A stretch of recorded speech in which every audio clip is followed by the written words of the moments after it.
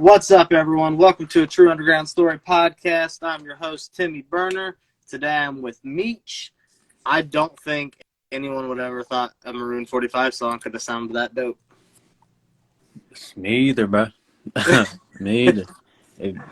That shit just came out perfect, man. Like, it's fucking fire. Man, I appreciate it, man. So, tell me a bit about yourself. Where are you from? I am from Dayton, Ohio, the Gym City. You know what I'm saying? Home of the funk and all that good. You know what I'm saying? So it's in me, man. It's in me. What was your childhood like growing up there in Dayton? It's one of those things where it's like, you know, when you're a child, you don't know that life is hard. You just kind of assume that everything is good and all that stuff. And then, like, you look back and you're like, wow, you know what? There's a lot of stuff that I wouldn't have been okay with now. So, like, you know, just, you know, the typical hood story, I guess you can say, but, you know, made the best out of it, basically. So that's the quickest way to explain it, really. At what age did you start making music? I actually started making music. I'm pretty sure it was like about 15. So like the funny story behind that is like I never actually had plans on like making music at all. Like not even a little bit. But one thing I will say is I've always been a music head though. And I think I was just kind of forced to make a record one time or like write a verse, and it's like ever since then it was just like, hey, I think I can do something with this. And I just, you know, 10 years later, it's pretty wild that I'm still doing this, even to me. And now you got a viral hit song. Yeah, really. It's crazy. How did you come about your stage name, Meech? Okay, so basically, I didn't know what else to name myself. Like, seventh grade, at this point, I don't even know how old I was in seventh grade, but this was even before this was before 15 for sure. Somebody was like, at this point, it was the Rick Ross joint that was out. You know, I think I'm Big Meech. Okay. So it was specifically somebody who was calling me Big Meech. But back then, I'm like 4 foot something. I don't know. I was real small, skinny, all that. I was just like, Big Meech don't really fit me. If anything, just call me Meech. And then after that, you know, people started calling me Meech. And, you know, by the time I started rapping, it just felt like it was fit to just call myself Meech. But, you know, I felt like I also had to make it different than just Meech. I'm pretty sure there's a bunch of Meeches out there, but I had to make it, you know, where it's clear who I am. You know what I'm saying? So that's also where the 3 comes in. It's basically like a backwards E, all caps. So that's how that came about. Now, you said you were always kind of like a music head. What was some of the music you grew up listening to, whether it was the stuff you seeked out or stuff that your parents had you listening to before you could seek out your own music? Really a mixture of a lot, honestly, like a lot. Like I would say, even from like a R&B standpoint, you know, my mom's liked anything that kind of related to her, and you know, she's like this girl from the hood, so it's like, you know, she relates to like Mary J. Blige and like Monica and like stuff like that. So it's like growing up, it was a lot of that type of stuff. Of course, you know, Usher and, you know, just basically like just a bunch of that, but also like a lot of the older stuff too. You know, I would also say, like, even from like a hip hop standpoint, it's like, of course, Tupac was big in the household. You know what I'm saying? Uh, what I can't. It's hard to think about a lot of different artists, but like it was a lot of hip hop going on. My mom was like big on like New York hip hop and stuff. Mm. Like, you know, The Wu-Tang. Yeah, yeah, which is crazy because my mom's favorite Wu-Tang member is Ghostface, and then he followed me on IG, and that's like very random. Like that's a random thing to just say. Like, hey, Ghostface Killer follows me on IG. It's fire though. It's nuts, real nuts. But yeah, So, with the risk of sounding like a fucking idiot, how do you and Ooze know each other? Are you and Ooze related? yeah. That's my Okay. cousin. That's my cousin. Okay. The Ogles, your guys' last names on Facebook. I was like, the chance that it's a pretty common last name in certain areas, so I was like, eh. Okay. Yeah, but So, did Ooze like kind of like help push you into making music? Was he the one that like got you to like get on a song first, or how did that all work out? well, the irony is like how people didn't know we were cousins. Neither did we. Oh shit. And the irony is, I met him like around the time I first started making music, and it was literally the utmost coincidence ever. Like we met each other through my dog Ja, which is who I first started music with, and he basically had met somebody because he did swimming for opponents and stuff. So he met somebody through swimming, found out they did music, and once he found out, oh, you do music? Oh, well, let's link, da da da. So we linked with him. He just so happened to be cool with Ooze, and it was all four of us. And that's when he found out my last name, and we just connected the dots, and that's when we like, yo, we're related. So that's literally how that worked out. Damn. Yeah, you would think like, oh, they're related. They probably, yeah. We found out the same way everybody else did. Yeah, it's nuts. So I noticed back in, I think it was like 2018, 2019, you had already been working with Mathews, Yep. Mm-hmm. which that was also early in his Ohio days because he was already kind of like going out there in the Indianapolis, I believe. But how Mm-hmm. did you and Ash get linked up?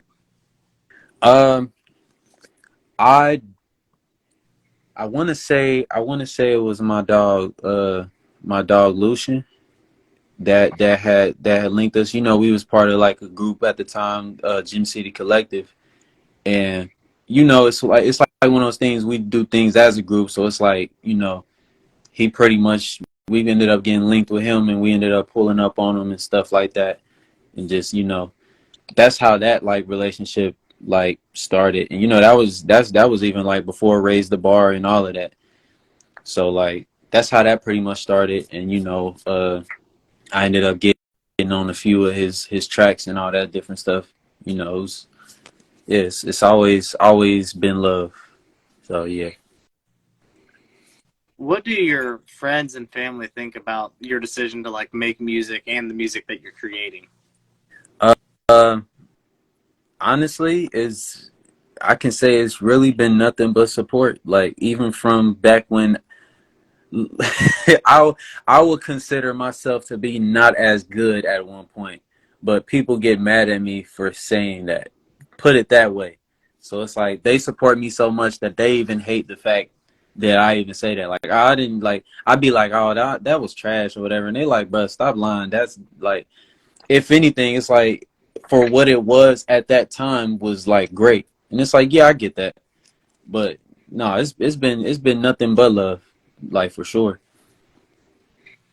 I mean, I started listening to you, I think, right around the time that you dropped Lone Wolf, because that was Okay. shortly after I created this.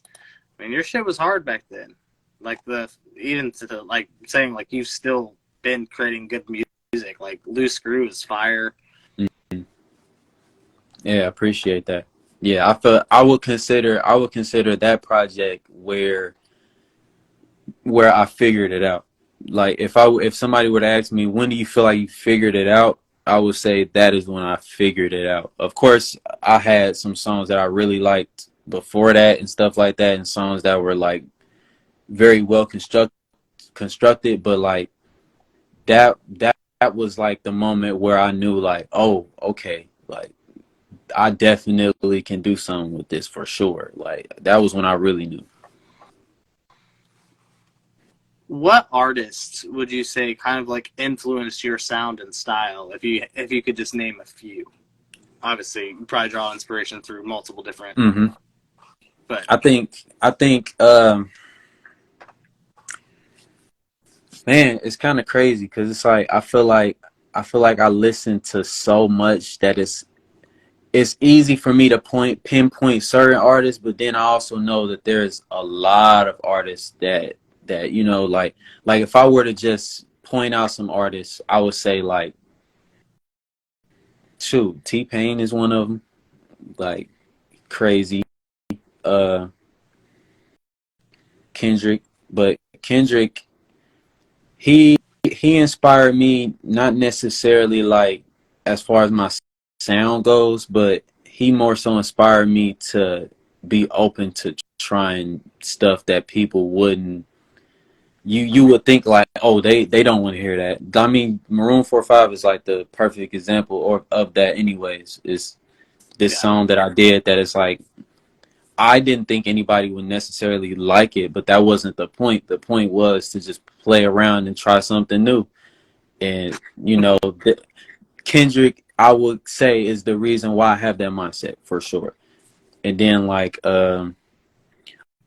of course, like Drake, I would say as a hip hop artist, he more so inspired me to actually, you know, incorporate that vulnerability and like singing and all of that different stuff, and and also not let go of the rap. Like at the end of the day, like stick to the rap too. Like you don't have to let rap go just to basically be one type of artist or whatever. So, but those are like probably like the main ones. And there's overall it's just a lot. I can probably name 20 that I feel like has a hand in how I think or whatever. But those are like the main ones probably. so I have a quote that you had on your Twitter that I just wanted to highlight. There's no question. I just found Hmm. it funny. You said, I basically said, don't try, gang, or they will exercise their rights given by the Constitution. Hmm. But pew, pew, pew just sounded funnier. Yeah, yeah, It's a fucking hilarious ass tweet. yeah. Like the irony in that is, of course, let's put it this way: the internet is a crazy place. So, at, at, as I'm getting, of course, the majority of it being love, there's like this big crowd of people. I wouldn't even consider big, but like big enough to be noticeable that has a lot to say about the song, and it's pretty clear that either A, they only went based off of one clip and they just ran with that, or B, they don't even want to understand at all. So it's like it's that's this is that simple. Like, people are making it seem like, oh, they're killing each other out here and they're just okay with it and they're making songs about it. And it's like, well, first off, I don't think you should ever hear a song that goes pew pew pew and instantly take it serious anyway enough to say that. You know what I'm saying? Like, Yeah. is that is it meant to be taken that serious to where you're saying that to a song that goes pew pew pew? Like, obviously, like there's like if you search for like the meaning behind the song, then you will find it. I didn't just It's not hidden or anything. It's like it's pretty clear. Like, so it's like, yeah, I don't know. People are interesting. So when I made that tweet, that was what was going through my head. It's like, I mean, like all we're doing is exercising our rights, just like you are. But you can't get mad at us for doing it because at that point it's pretty clear why you're mad at me for doing it and not anybody else. Yeah, I agree. Yep. So if you didn't have to like pay for a feature, Mm. who would be like a mainstream artist that you'd want to collaborate with? Uh, man, I mean, honestly, a lot of them. But if I were to choose one right now, I actually here recently I've been listening to a lot of Blast records, and I actually have a song that I was like man, I wish I can get Blast on this record. So that's one right now that I think that would be dope. But of course, He on the come up right now, so yeah, for sure. then feature prices are probably ridiculous right now for him. Yeah, but hey, you never It's know. true. Relationships matter, and if I get to that point, then that might help out a lot for It's sure. true. That is true. So, what would you say has been the hardest thing for you as an artist? The hardest thing for me as an artist, I think the hardest thing would just honestly would just be like the financial part of it. Like, uh, of course, at some point I would probably have a different answer. Like, if you would have asked me a few years ago, I probably would say something, I don't know, along the lines of like just like continuing to do something when you start to feel like nothing's happening. So, but like then I started to kind of study a lot of different things, and I started to notice that a lot of it really is like a financial thing at the end of the day. And of course it's like it's financial, but it's also who you know. But Yeah. sometimes who you know could lead to it being a financial situation that benefits you. So like, you know, let's say for example, let's say I were to make a certain amount of money randomly that I'm not used to having, some thousands or whatever.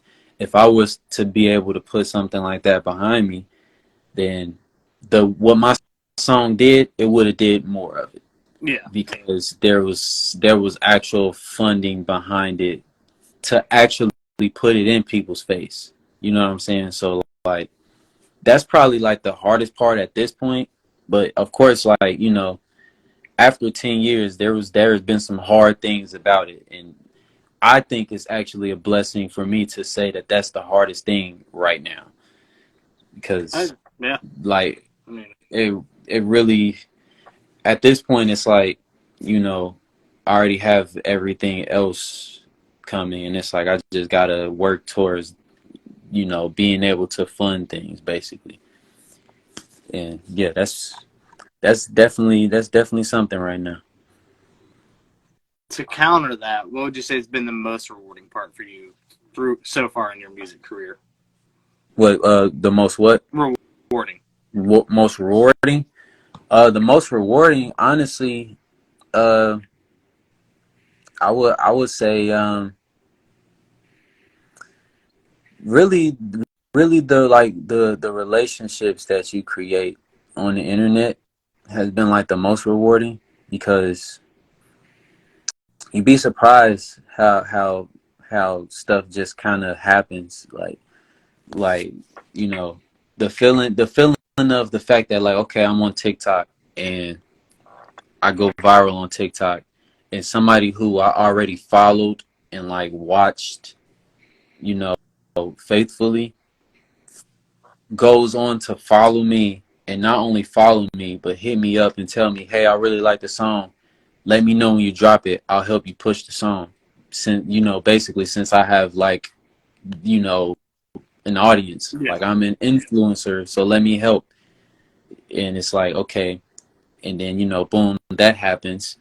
And then, you know I was very appreciative of that. I give him a free hat, like with my name on it and stuff, because I also know he's the type of person that likes hats. So I'm like, yo, you know this is like a, gratitude, situation. So boom, I did that. And now it's like, hey, if you're ever in LA, let me know. And it's like, I wouldn't have ever imagined like, hey, I'm making these relationships with these different people and stuff, or just random people on the internet that just like you. Like, I still count those as relationships. 'Cause it's like, you know, it's people who obviously are genuine people who don't want anything in return. They just want to see you do good. So like that's probably been the most rewarding thing for sure. And I mean, obviously the numbers and all that stuff too, but you know, the numbers are nothing without the love behind it, you know. Yeah.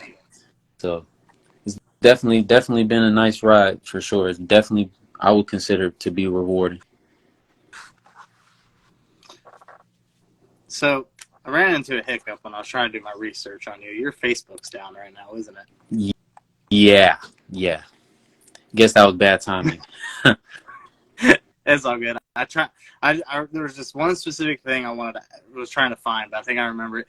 You had posted a while back that you find it funny that people will go and listen to a white British guy talk about Chicago drill music instead of watching academics. What made you decide to call out the people that listen to? I can't even think of a guy's name from the UK that does that shit, but Um, I don't even know. I wanna, cause I feel like I remember that, but I don't. I'm trying to think. Trap Lore Ross, that's his name. Couldn't remember. I kind of don't remember what I like. I don't remember. I don't remember. You're good. I just thought it was funny because that was the first time I'd seen anybody call out the fact that they watch a British guy talk about Chicago drill music instead of a guy that did a whole documentary on it. I don't listen, man. That stuff like that is ridiculous anyway. I don't know. I mean, I wouldn't consider like it's like you wouldn't listen to a critic who like who eats burgers and stuff like that. Oh, this burger is disgusting. But then you ask them to make a burger and they have no idea how to. Just kind of like what are we talking about here? It's a good point.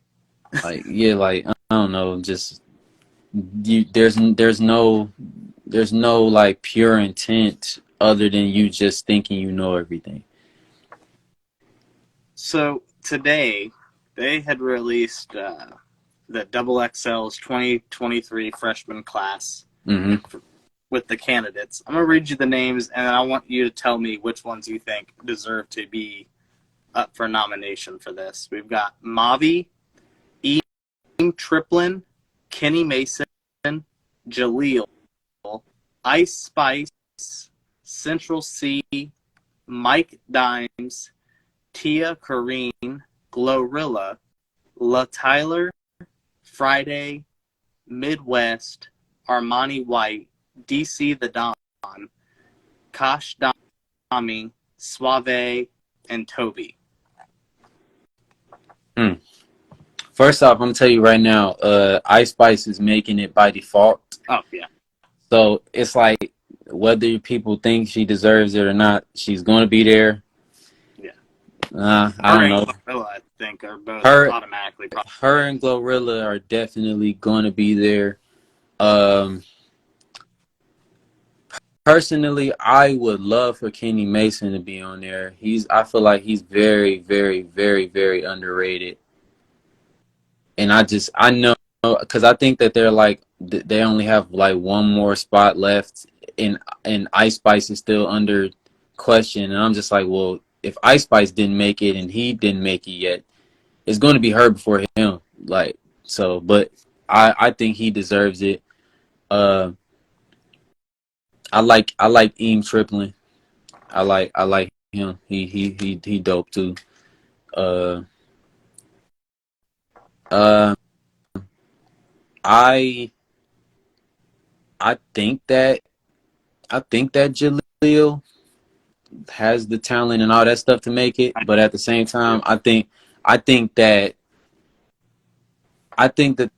there might be a few people that are going to make it first before he even gets the chance, possibly.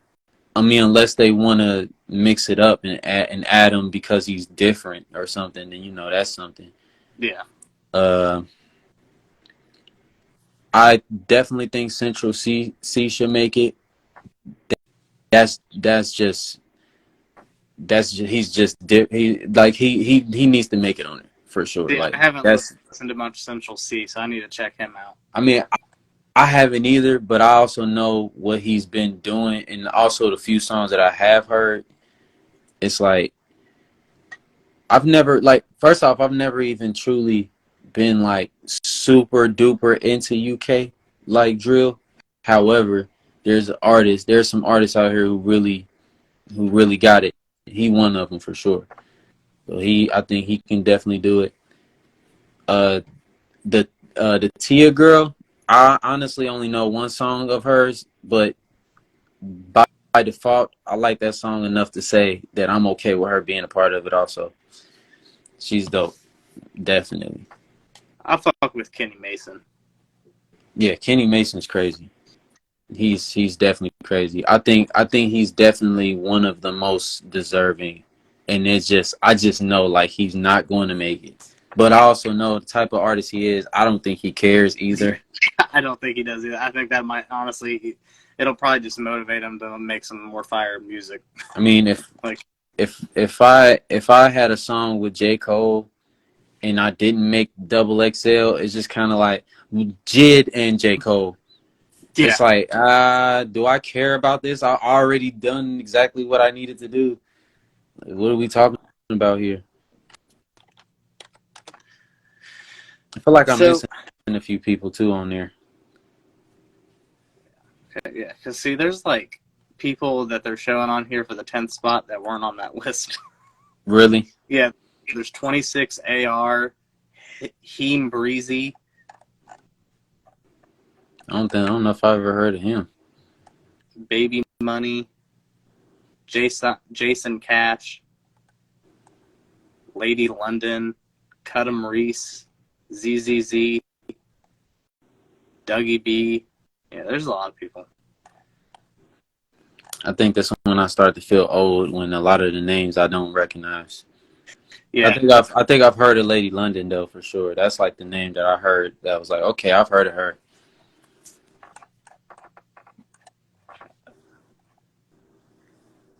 Okay. So, if an artist wants to reach out and get a feature from you, what's the going rate for a feature? Well, considering that that I've been free for years, I feel like basically sorry to anybody that missed out on that. Cause but it's not like super expensive, but like for the average person maybe. But I'm only charging 100 for features right now. Yeah, that's not that bad No. at all. No. It'd be worth it too. I mean, Yeah, but there is a catch though. The catch is I have to like the song. that I respect that because there's a lot of people that will do a feature with anybody, even if they know the song is trash. Why waste good material of your own on a shit song? I mean, in all honesty, first off, that is a valuable point, but also just the fact that like if it's not good, you're not even gonna get my best anyway. So you're wasting $100. Like that's, you know what I'm saying? Like you're wasting $100.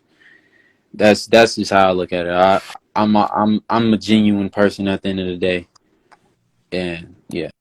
But granted, like I said, those are also current numbers that may change depending on the situation. Because if I get to a certain place, I can't have 50 people giving me $100. Like I don't have that in me to do that. No, can't do that. I've never understood how like that does work for people that get like asked for hundreds of features and if like they're doing $50. I'm like, it's a lot of money coming in at once, which kudos to you, but it's also a lot of fucking verses you got to record. A lot, and then to the point where it's You're like, I don't even want to record my own shit now. I'm giving you.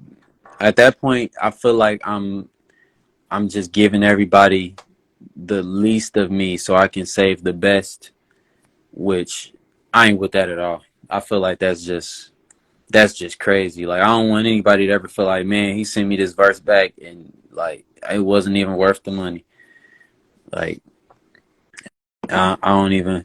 I've given people free verses that has been crazy. Like, you know what I'm saying? But to be fair, I mean, it's not like a bunch of people are hitting me up for features anyway, which is why it's, particularly low right now, because it's not like the demand is up, supply demand.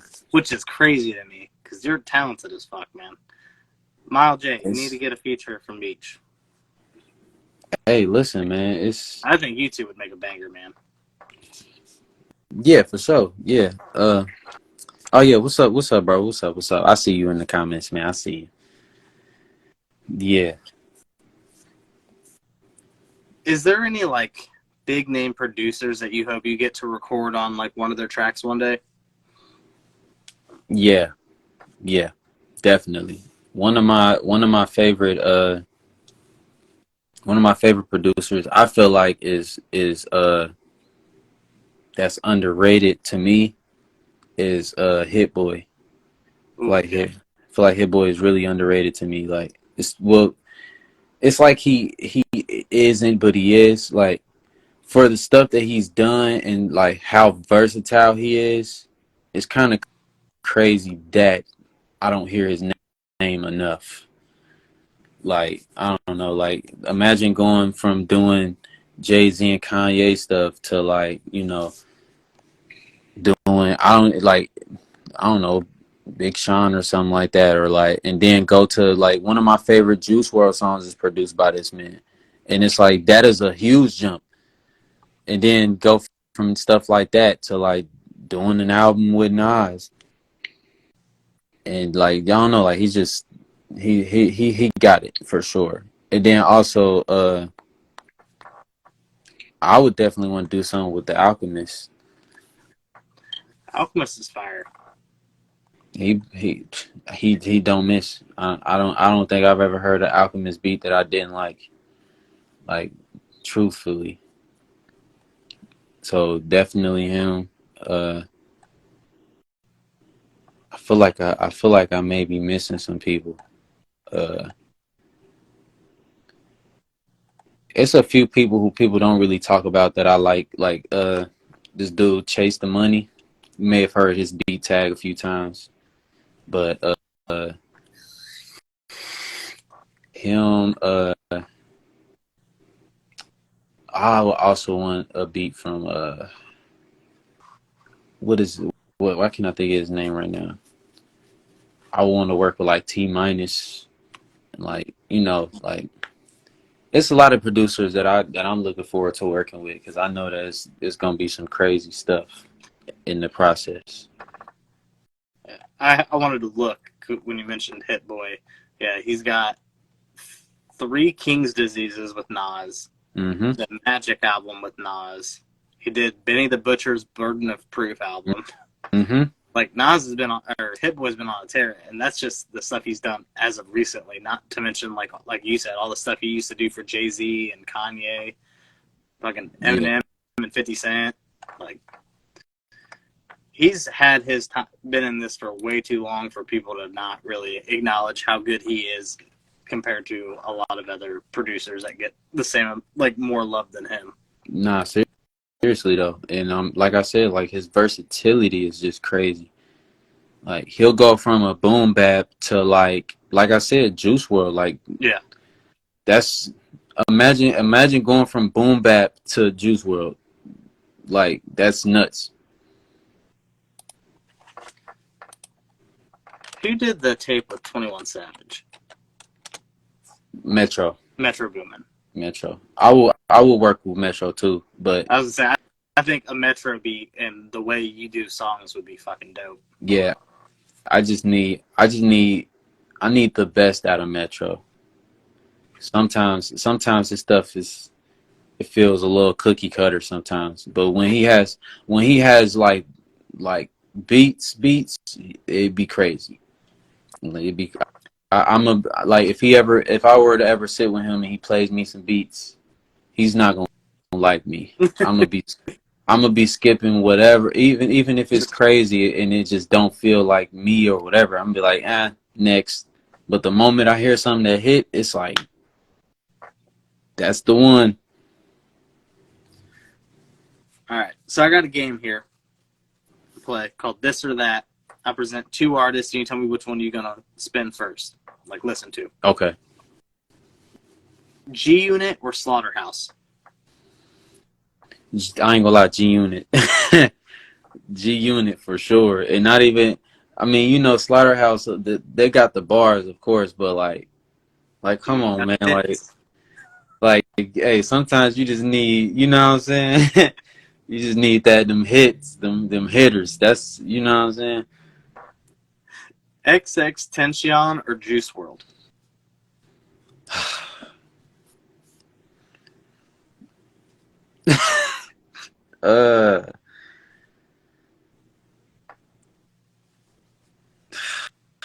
This is gonna be a very controversial statement, I feel like. Dang, you got in 16 here. I don't even want to answer this now. All right, so obviously X is like, as far as the artist, he's probably crazier. However, I'd be more in my vibe when I listen to Juice. So I'll probably spin some Juice first, but I'll spin some X after. Put it that way. All right. Also, when I name these artists, it can be like any version of them. So if you like an older version of them, you can pick them and you can specify like the old shit. Machine Gun Kelly or Kid Cudi? Oh shoot. Man.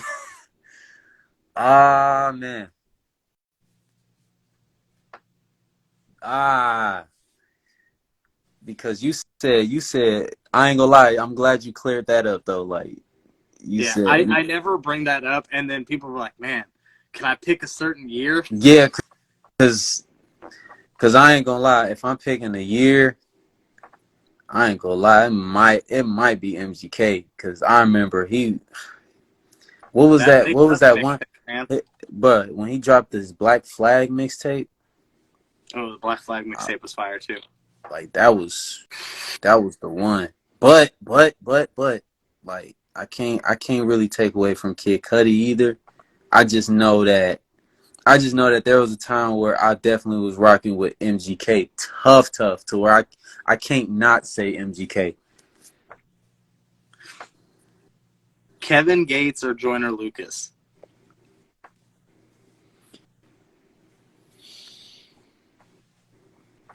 Probably Kevin Gates. And I don't even really listen to Kevin Gates like that. But Joyner don't give me car vibes, bruh. I don't know. I can't play Joyner in the car. I can listen to a verse here and there, like on some like, okay, that was tough, but like just riding around, like I don't know, like I probably Kevin first. I'm a huge Joyner fan, but I'm also very curious to see the shit he's dropping on Friday is a song with Future, and that's just a really weird combo of artists. I didn't even know that, but now I'm tuning in because that's nuts. That is what I wouldn't have ever guessed that. But I mean, to be fair, I wouldn't have guessed him doing the song with Lil Baby, and I actually had liked that song. The song he did with Lil Baby and Lil Durk really kind of surprised me. I forgot about the Lil Durk one. Yeah. It was like last year he just randomly started dropping all these songs that he had features with, and I was like, okay. That's nuts. Lupe Fiasco or Wale? I mean, it's maybe it ain't gonna be that controversial, but I definitely play some Wale first. Wale actually kind of wins a lot on that one. Wale is like the best of both worlds. Like if you want like a hit that's like a song, but it's like, like a song, like I'm about to just throw this on and play in the car. And if you just wanted to tune out of the lyrics, you can. But it's like when you looking forward to the lyrics, you still can do that. Lupe, you kind of gotta want to hear the Yeah. lyrics. Like you kind of gotta want to hear what he's talking about. Wiz Khalifa or Young Thug?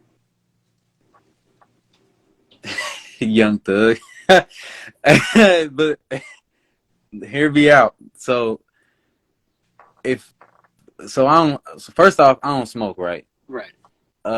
If I was a smoker, it would be Wiz strictly for the OJ project. Like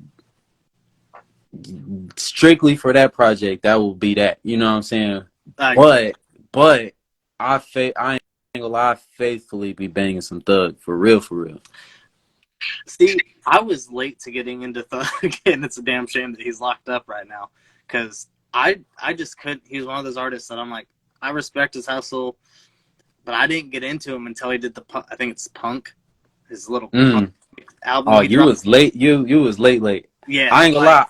I was late, but I wasn't that late. I was, put it this way. It was a couple songs of his that I liked, but it was like at the time I couldn't get into it. But I couldn't get into a lot of stuff. But I feel like with me growing as an artist and me being more open to a lot of stuff, when I revisited him, it was like, I ain't gonna lie, like I don't know what he's saying a lot of times, but some of his melodies be crazy.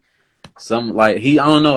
I appreciate him just, I don't know, just being weird and just trying different things. Like back to that conversation of just like doing things. Like that's when you can really like start to like appreciate it, basically. Doing this like opened me up to like being more open to sounds and stuff, because I also wasn't a big Kodak or 21 Savage fan until like 2 years ago. I just couldn't get into him, and now I'll fucking bump a lot of 21. Yeah, I ain't gonna lie, 21. I mean, I always liked them, but I feel like I liked him more than I liked his music at some point. And then he dropped the one album that had that had a lot on it. Oh And, yeah. and it was like that album was like an album. I had liked that. Like I liked pretty much, like I would say probably like almost every song on that album. It was like he went crazy on that one. So that one was like, okay, I need to tune in more to 21 for real. I'm glad I did too. I rock with 21. Nelly or Akon?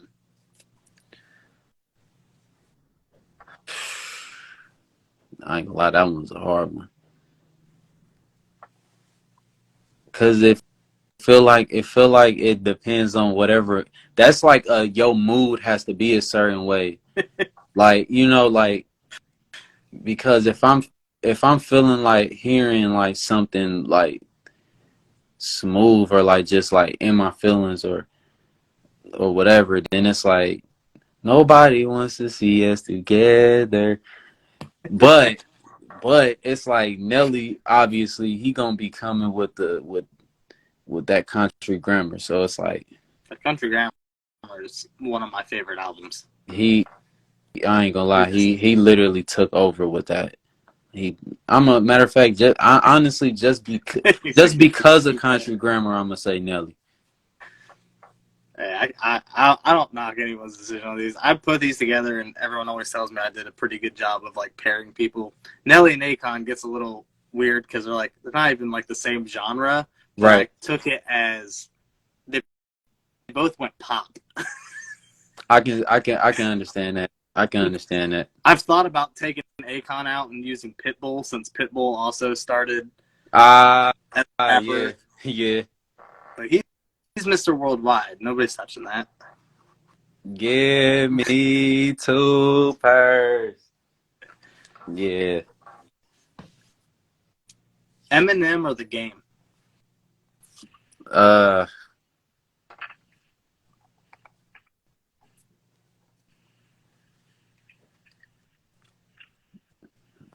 And are we so are we talking about banging in the car? Like Yeah. we talking about that? Or in your house, either one. Or in my house? I'm a go with game. And that's oh my gosh, I hate to have this conversation because I ain't gonna lie, at some point in my life I was such a big Eminem fan, and I mean I still would like consider myself a fan just because of the stuff that I was a fan of, but like man, my taste in music has changed for sure, like I get it. or at least like has, like I don't know like Eminem is like a master wordsmith, but sometimes it doesn't feel like he has much of like content with it, if that makes sense. No, I agree. I agree. And I'm a huge Eminem fan. Like, forever, always will be. But I agree. At some point, it's more that he's just doing bars with like no substance behind the song.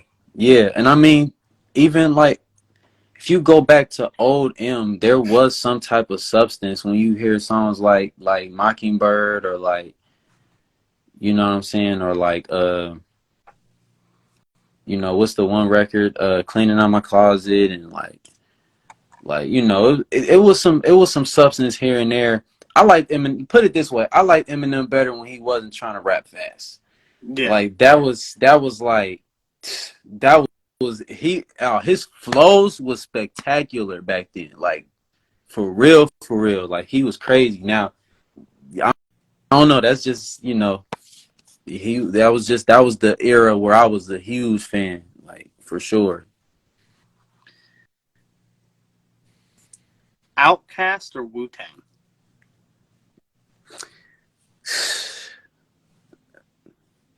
Uh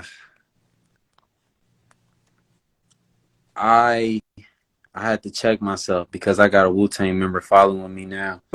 But it's definitely Outkast. I ain't even gonna hold you. I, Listen, Three Stacks is like one of the best rappers ever to me. Oh, yeah. If not the best rapper ever to me. Like I still wish he would have gave like a solo tape, but I this shit he did with Outkast was It was insane. nuts. It was nuts. I honestly think because it's like, people like to argue that when they try to take that away from him, oh, he never even dropped an album. But it's like, okay, but like how many verses have you heard from this man? Like the verses is what matters when it comes to who's the best. And it's like when this man throws down a verse, you listen and you understand.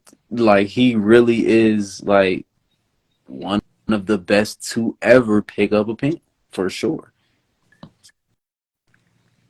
To your point, one of his best, well, no, I'm not going to say his best verse. One of my favorite verses of his is actually on a Frank Ocean song. I think it's Pink Matter. That verse was fucking dope as fuck. Yeah, he went crazy on that. But something I've never publicly said, I have to look up the song. It's a Drake and 21 Savage song off that album they did. Spin About You. Mm-hmm. If you, I could just be completely fucked in the head, but when I listen to 21's verse on there on Spin About You, it sounds like he is trying to do like a Andre 3000 flow. Really? And cadence, the way he speaks on the song, and really does like a southern drawl to it. This sounds really Three Stacksy to me, and I fuck with it. Damn, the thing is, now I have to go back and listen to that. Like now I have to specifically listen to that song and really listen, because Like I said, I could just be tripping, but in my head, like when I first heard it, I was like, what? I was like, okay. That sounds kind of like a Three Stacks verse almost, the way he's doing the cadence and the flow and like a southern drawl to his voice. Yeah, I'm gonna go back to that. I had to stop listening to that. I felt like it was getting a little too, felt like I was listening to the radio or something. So I'm like, let me take a break from this. It's a great project though. It is. But I really fucked with that album. 50 Cent or Jadakiss? 50 Cent. I mean, and I rock with Jadakiss tough, but like I'm about to say, we just talking about them hits, bro. Like that's all we talking about right now. If 50 got it, 50 got it for sure. E40 or Twista?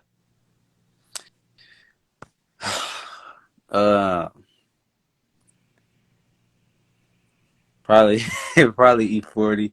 Probably E40.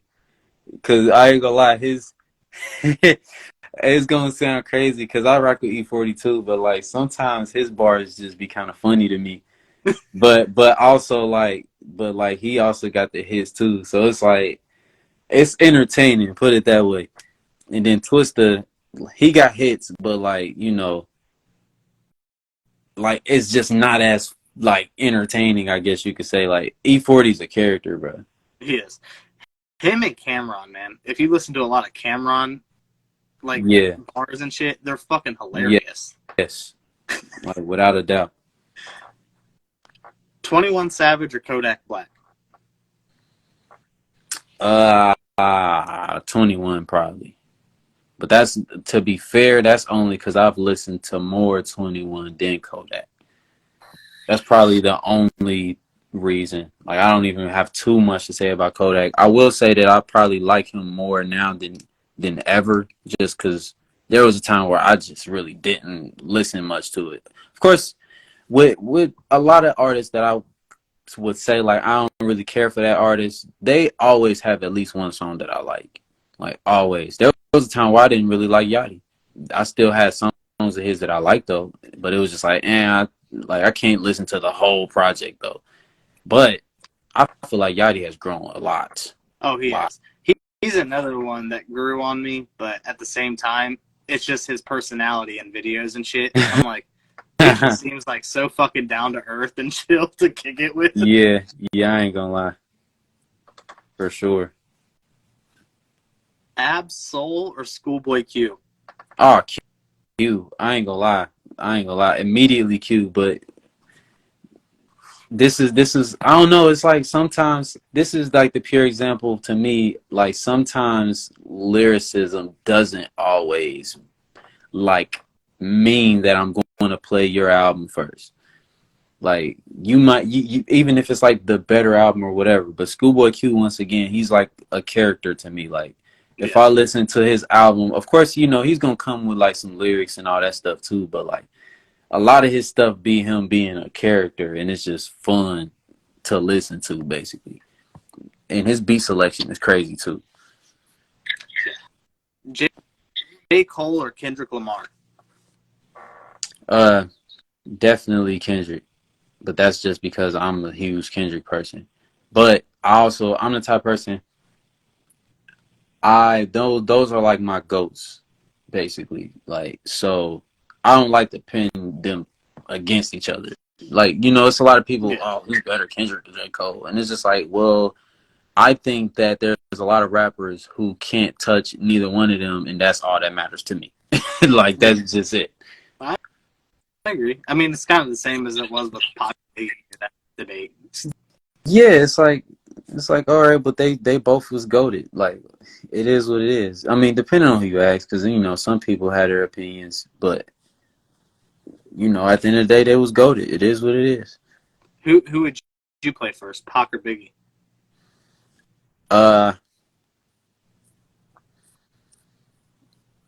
Well, I grew up off of Pac a lot, so by default, it's going to be Pac. But like, what I like to say when it comes to that, the whole debate is like, Biggie wasn't like. I feel like Biggie was more of a wordsmith.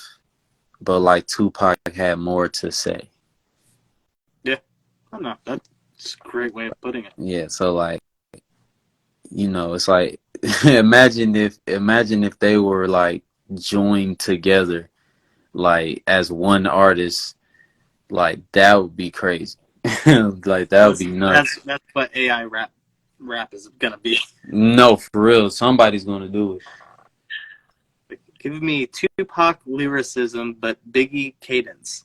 Yep, and it's gonna be nuts. Tory Lanez or Chris Brown?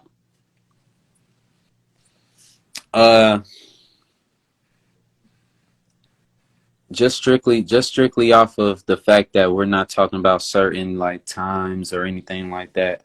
Definitely Chris Brown. Definitely Chris Brown. Like one of my first CDs I ever had, which was a bootleg by the way, was Chris Brown's album. I was like one of the first albums I ever had. Him him and Bow Wow, bro. Like them was like the first albums I ever had. Bruno Mars or The Weeknd? Bruno. Like that was a quick answer, but like I think at some point I just grew a little bit tired of The Weeknd. Bruno does try and switch up his sound. The Weeknd's sounds kind of all sound the same here as of late. I mean, I like the fact that as an artist you find something that works, you know. But like we all know The Weeknd that we all loved. Like, you know what I'm saying? That isn't The Weeknd we got right now. You know what I'm saying? So it's like much respect, but I'm definitely playing some Silk Sonic or something. Like, you know what I'm saying? Some 24K Magic. That Silk Sonic shit's fire. Yeah, and it, like first off, Anderson .Paak probably like that's actually another artist that I would say like that like is like inspirational to me too. So like I love to see his come up because his come up is amazing. Like for real. I've been rooting for him this whole time, waiting on it to happen. So when that happened, I was like, oh, this is the time right now. No more sleeping on him. Like of that 2016 XXL that he was in, him and Lil Dicky were like the two that as soon as that XXL happened, they just instantly skyrocketed. Yeah. Because Anderson went and did a bunch of music with a bunch of people, made huge connections in the industry. Yeah, he was doing a lot of soundtracks. Like it was a lot of songs he was doing for soundtracks. Yeah. I peeped that. Like every time I go to a movie, I'm hearing him on the credits or something like that, and I'm like, oh, he's getting that movie bag. Yeah, bet. Like he's literally helping produce movie music. Yeah, and like that commercial bag and all that. Like I'm like, okay, I respect that. Erykah Badu or Lauryn Hill? Damn you.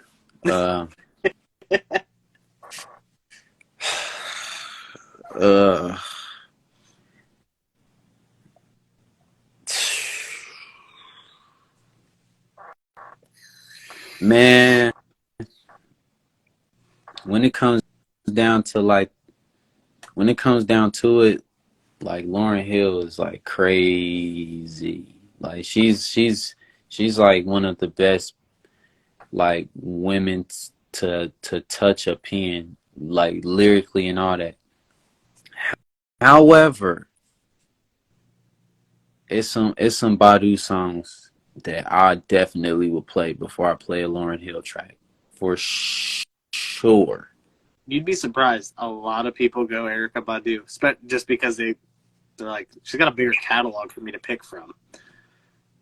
Lauryn, you've got the 2 albums. You've got her solo project, and then I don't know, when you said bigger, I didn't know where you was going with this. I'm like, she got a bigger what? What you talking about? What you talking about? She's got a bigger catalog. Yeah, but you know, I think you know where I'm going with this. Is what I'm saying. Nah, I'm just playing. But nah, definitely, I'm gonna say Badu just off the strength that she got some songs that like it almost hits your soul when you hear it. And I mean, not to say Lauryn Hill don't, but like I don't know. I feel like Badu, she definitely got certain spirits around her that's getting people to like these songs or something, because they're addicting for real. Prince or Michael Jackson? I'm glad my grandpa don't have a IG, because he honestly will hate my answer to this. Because he will hate my answer. He's like the biggest Prince fan. And Oh for shit.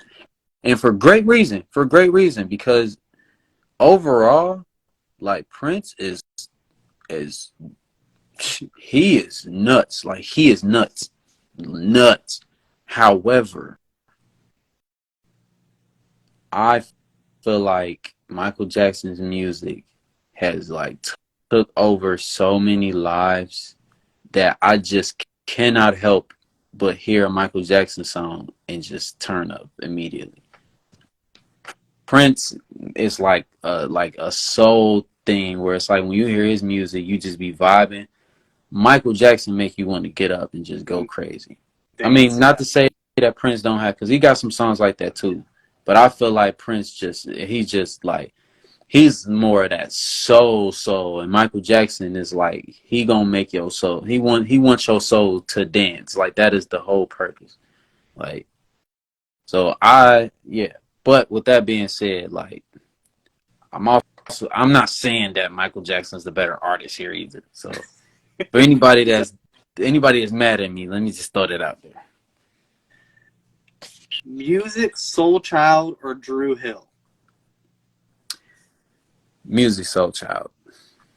Music Soul Child. I feel like I don't even know if he's technically underrated, but I'm going to say he's underrated just because I just feel like let's rate him higher, people. Please. That man is nuts. His pen is amazing. Everything. Royce da 5'9" or Benny the Butcher?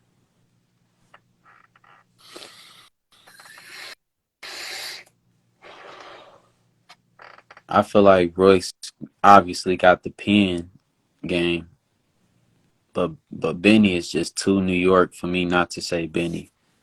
Like, I don't know that raw. Listen, when I tell you, like, my mom, like, She installed this New York men's. like, for real, like, it's that gangster stuff, bro. Like, that's always it's gonna win. Like, more than likely, it's going to.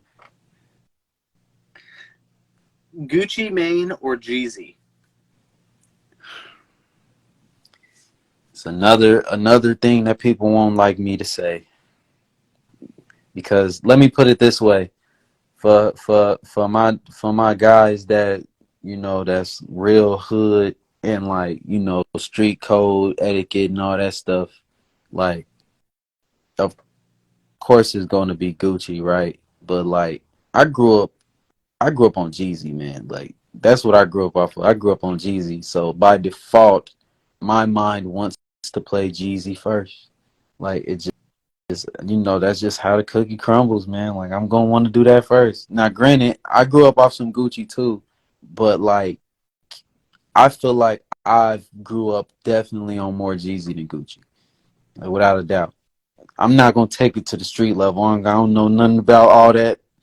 I don't know nothing about all that and Pookie, and I don't know nothing about none of that.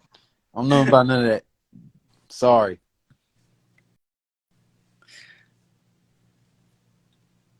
Lil Durk or Lil Baby? Lil Baby. That one was pretty easy for me because for a long time, like, I rock with Dirk, but, like, some of his, like, auto-tune antics be kind of making me mad. But I feel like here recently I've been hearing more stuff of his that actually sound good with the tune. But at some point it annoyed me. Like, I'm not even gonna lie. And then Lil Baby, I don't think I've ever hated Lil Baby, like, ever. Like, there was a time where, like, I felt like, and, like, y'all hyping this up a little bit. But then, like, then he would get on somebody's song and, like, go nuts, and you like, oh, okay, this is what y'all talking about. I feel like I be want to say it. I feel like Lil Baby be better on his verses sometimes than, like, his features. His feature verses I be agree. his feature verses be nuts. Like, it almost feels like when somebody sends him a song, he's like, okay, I'm gonna kill this. But then it's like he does his music and he's just vibing, which I respect that. But like, man, I just want him to kill. I just want him to kill it the same way. I don't know, Your but own songs. like, man, he be killing them. He really do.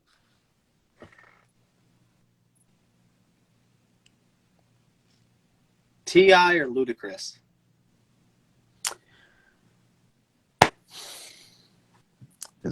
I feel like this is gonna be controversial too a little bit. Maybe not because I feel like it can go either way.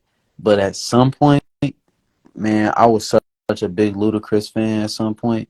Like huge, huge, huge.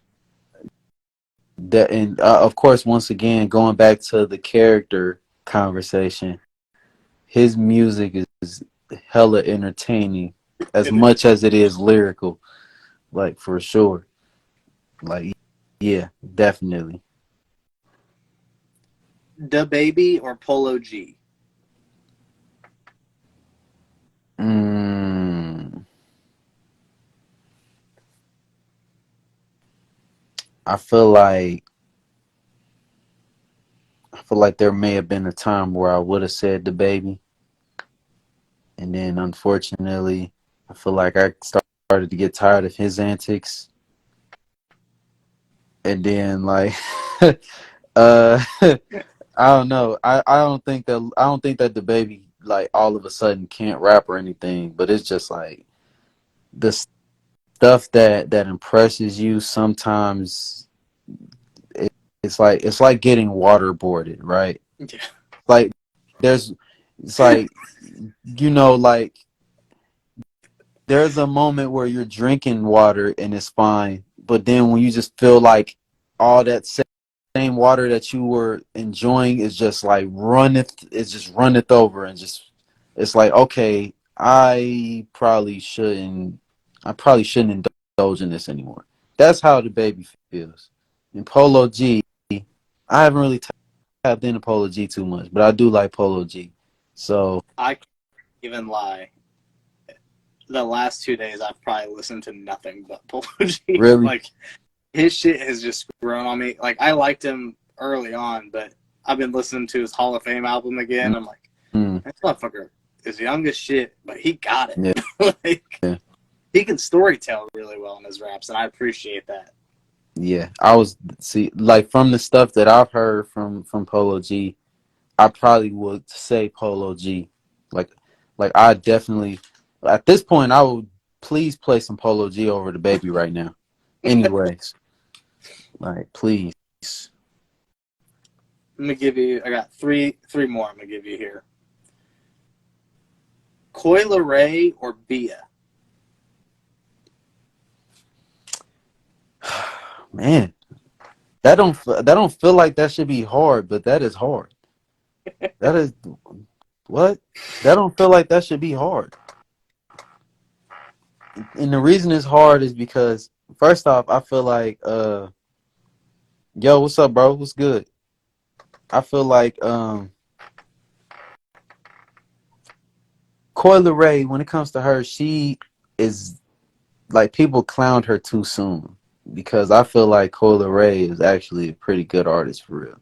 She Like is. I like think people were trying to peg her too much as a rapper, but when you look at her as an artist, she's been dropping hits. she's dope, man. She got a voice on her too. I'm the type of person I hear things before I pay attention to the hype and all of this. So when I listen to her, I'm like, she sound kind of good to me. I don't know, like, sound pretty good to me. Now, with that being said, though, Bia is crazy. Like, her songs is like, I don't even know how to really describe it other than like, I don't know if it's her voice or what, but like, she got it for real, for real. Man, I don't know. I probably would play some Bia first. I probably play some Bia first. ESTG or 42 Doug? Mm,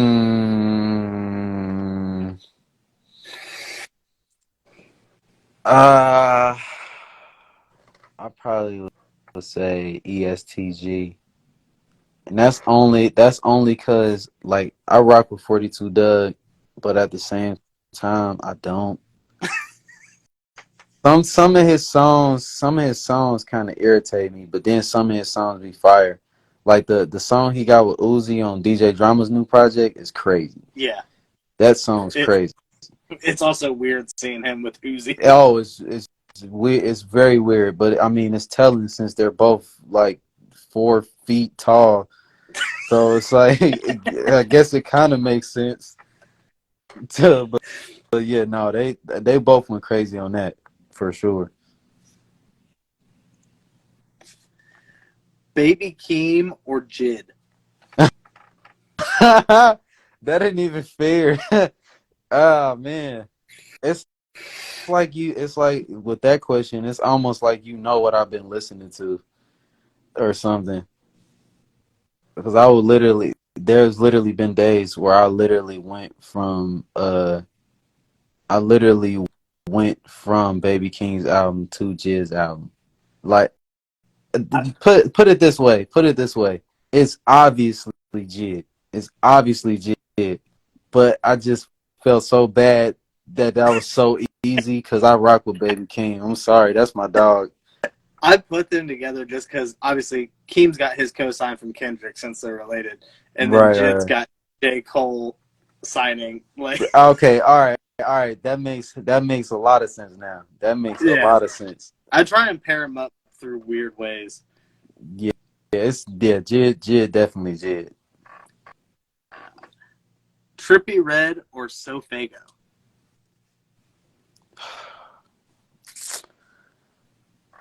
Uh,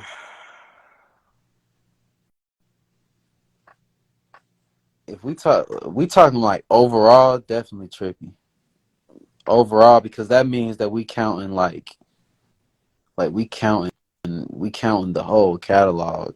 Definitely Trippy. And I mean, to be fair, I kind of feel like we wouldn't even have a Sofago without Trippy anyway. Yeah, that's We true. wouldn't even have I that. I almost put Sofago against Josiah, but I was like, I interviewed too many Dayton artists. It's just going to be Josiah based on knowing Josiah. No comment. Nah, that would I ain't gonna lie, that would have been crazy. That would have been crazy. I probably would I probably would be biased and say Josiah anyway.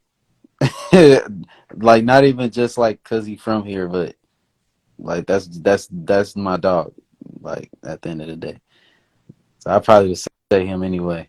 Plus, I feel like he's obviously more versatile than Sofago anyway. Yeah, yeah. So that's pretty easy. But yeah, I'll say Trippy though. I haven't told this story in a long time, but so the way I even found out about Josiah was like a few months before I started doing this. My YouTube recommended me a song of his Hmm.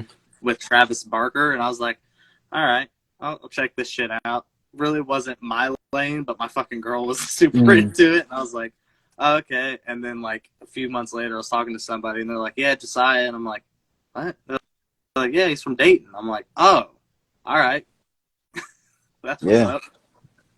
yeah, man. It's kind of funny how stuff work. So I'm gonna tell since we telling stories, let me tell my story about Josiah then. So my story is um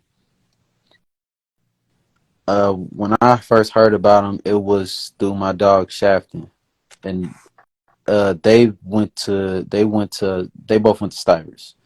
So Shafton, he produces, he makes beats and stuff like that. So at this point, he's doing like a tape, and he's getting like everybody that he rocks with and stuff. And he basically wants to get everybody a beat and then or beats whatever, and be like, all right, make some songs or whatever, send them to me, and we're gonna do a tape off that.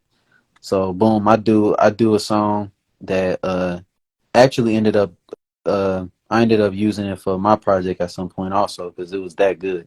And then when he dropped his project, I see a song on his project by an artist named Free the Rapper, and I listened to it and I liked the song. I was like, this is a good song. I had no idea who he was. Um, so I think at some point, added them on Facebook, all of that stuff. And it was like a mutual thing where it's like we rocked with each other from a distance, put it that way. My first time actually meeting him was at Sinclair. It was like my first day of classes. I was in the bookstore. I ran into him in the bookstore. At this point, we were both pretty much at the same level musically. Like, well, not as far as like the actual music, but like the come up. Right. So you know, uh, uh yeah. At this point, we were both at Sinclair doing our little stuff and all that.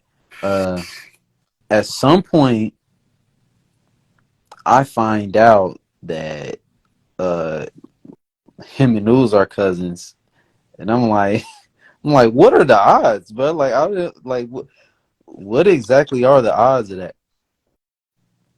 So I'm like, all right. So Ooze, like, for years was trying to like get us together so we could like do like a project, and that obviously that hadn't happened.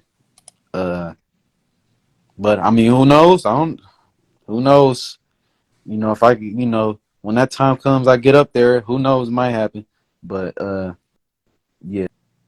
So with that being said, that's definitely my dog though. And so it's just it's a lovely sight to it's a lovely sight to see my dog doing big things out here, rolling loud and tours and all that. That stuff crazy.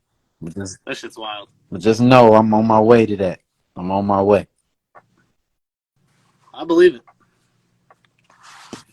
So I usually ask about music videos and like how many people got and all that shit. I just want to know what it feels like for you to know that you almost have 500,000 views on a music video. It honestly feels crazy. It feels nuts. It's like if it feels crazy, but it feels deserved, if that makes sense.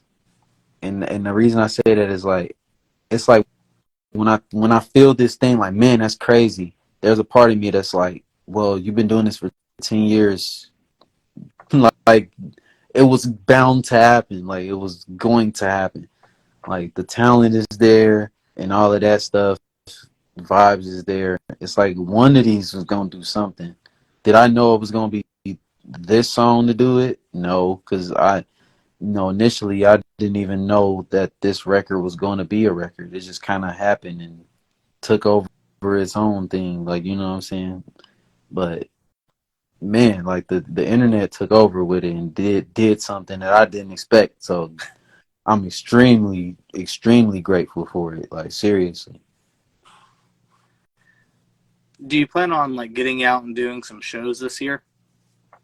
Yeah, definitely. I want to. I want to. I forgot when the last show that I did. I don't think it was the beginning of this year. It might have been toward like the end of last year. But definitely want to do some shows. I'm about to start trying to like travel more here like here soon. You know, you know, different places, New York, LA, uh, try to try to get out there. It's basically already people who like are just waiting on me to be like, yo, I'm here. So it's like right now, it's like that's where I'm at. Is like, okay, now it's just time to go link with some folks and get some stuff done. You know what I'm saying? And you know, get to that next level basically. So, fingers crossed I can get some shows out, in Cali or something like that, or just, stuff like that. I think that's smart. A lot of artists will like only do local shows, and I don't understand it. Like clearly, local people know you. You need to broaden Man, I your think it's audience. a lot of people that get mad in my opinion on local shows or just local anything, because it's a lot of people who have talked to me and they be like, man, you just got to get out there. And it's like my idea of get out there is go to LA. Like, you know what I'm saying? That is my idea of get out there, because that is what out there is. Get out to a place where I've already been isn't out there. Like, you know what I'm saying? And it's like a lot of the people who you meet, it's like in dating, it's like the odds of meeting somebody that can change your life is very small compared to if you actually get out there. So Yeah. like when I do local shows, um, you know, I do them because for one, I feel like it's practice at the end of the day. Not it's I can get better at performing if I'm doing it. You know what I'm saying? It's like a muscle at the end of the day. But also, I feel like it's very humbling. You know, that feeling being in a room with a couple of people is like, for some people, that might feel trash or something like that. For me, it feels great. Like honestly, it feels like I have like a group of people who I am very, very like, it's like an intimate moment where it's like we all rock with each other. You know, Right. the bigger you get, the harder it is to get that connection with your fans. Cause it's like you look in a crowd and it feels like you're looking at a bunch of ants and stuff like that. I literally just seen like a TikTok where somebody was talking about that. I forgot who, but like it's like an intimate moment. So like I like that feeling. And then uh also like I mean if I rock with you and you got a show going on and I'm not doing nothing, then it's like, well shoot, I come perform if you want me to perform. Like, you know what I'm saying? Like it's all love at the end of the day. But like I'm never doing it, people be like, oh, you can make some connections. It's like I'm never doing this. I'm never doing local shows to make connections, quote unquote. I'm doing local shows to perfect my craft, to feel the vibes, and like, that's it basically. And it's like if you rock with me, you rock with me. But I've been doing local shows for years now, and it's like the internet is what changed my life. Like, that's what it feels like basically. So yeah, that's to sum it up. It's a good way of putting it, though. I mean, it's a great mind state to have. I definitely think so.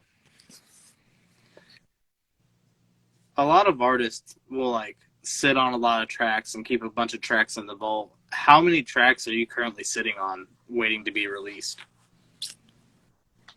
Probably not as much as one would think, but more than what I'm used to. Cause I like to drop music. I really do. You're the I lo- type that if I record it, I want the shit out of I'm it. definitely that type, and I actually had to work on that because I feel like sometimes it is okay. Like I know people say, drop it, drop it. You never know, drop it, drop it, drop it. I feel like sometimes it is okay to save stuff. Sometimes it's okay. Like for example, let's say, I don't know, let's say, okay, with this song, like, oh, I'm going viral and this and that and the third, and let's say some label execs hit me up. They want to have a meeting or something like that. They want to hear some stuff and all of these different things. It's like they don't want to hear stuff that you already put out. They want to hear what you've been working on.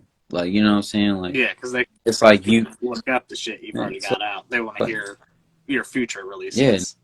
And it's like, well, I mean, I didn't drop everything, and it's like, oh well, you want to give off the illusion that you have a vault, like, you know what I'm saying? Yeah, Even if you don't have a vault, you want to have a vault.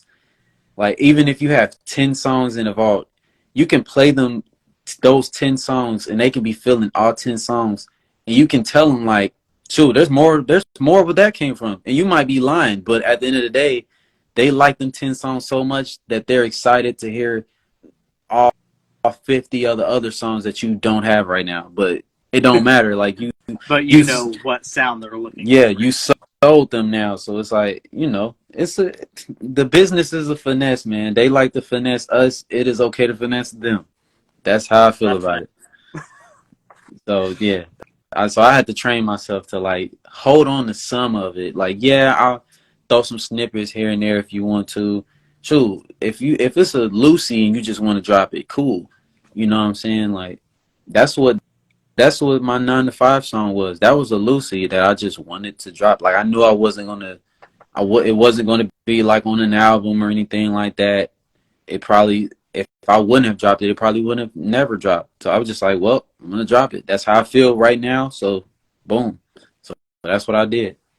Like stuff like that. But overall, I do got a nice amount of stuff that's locked away.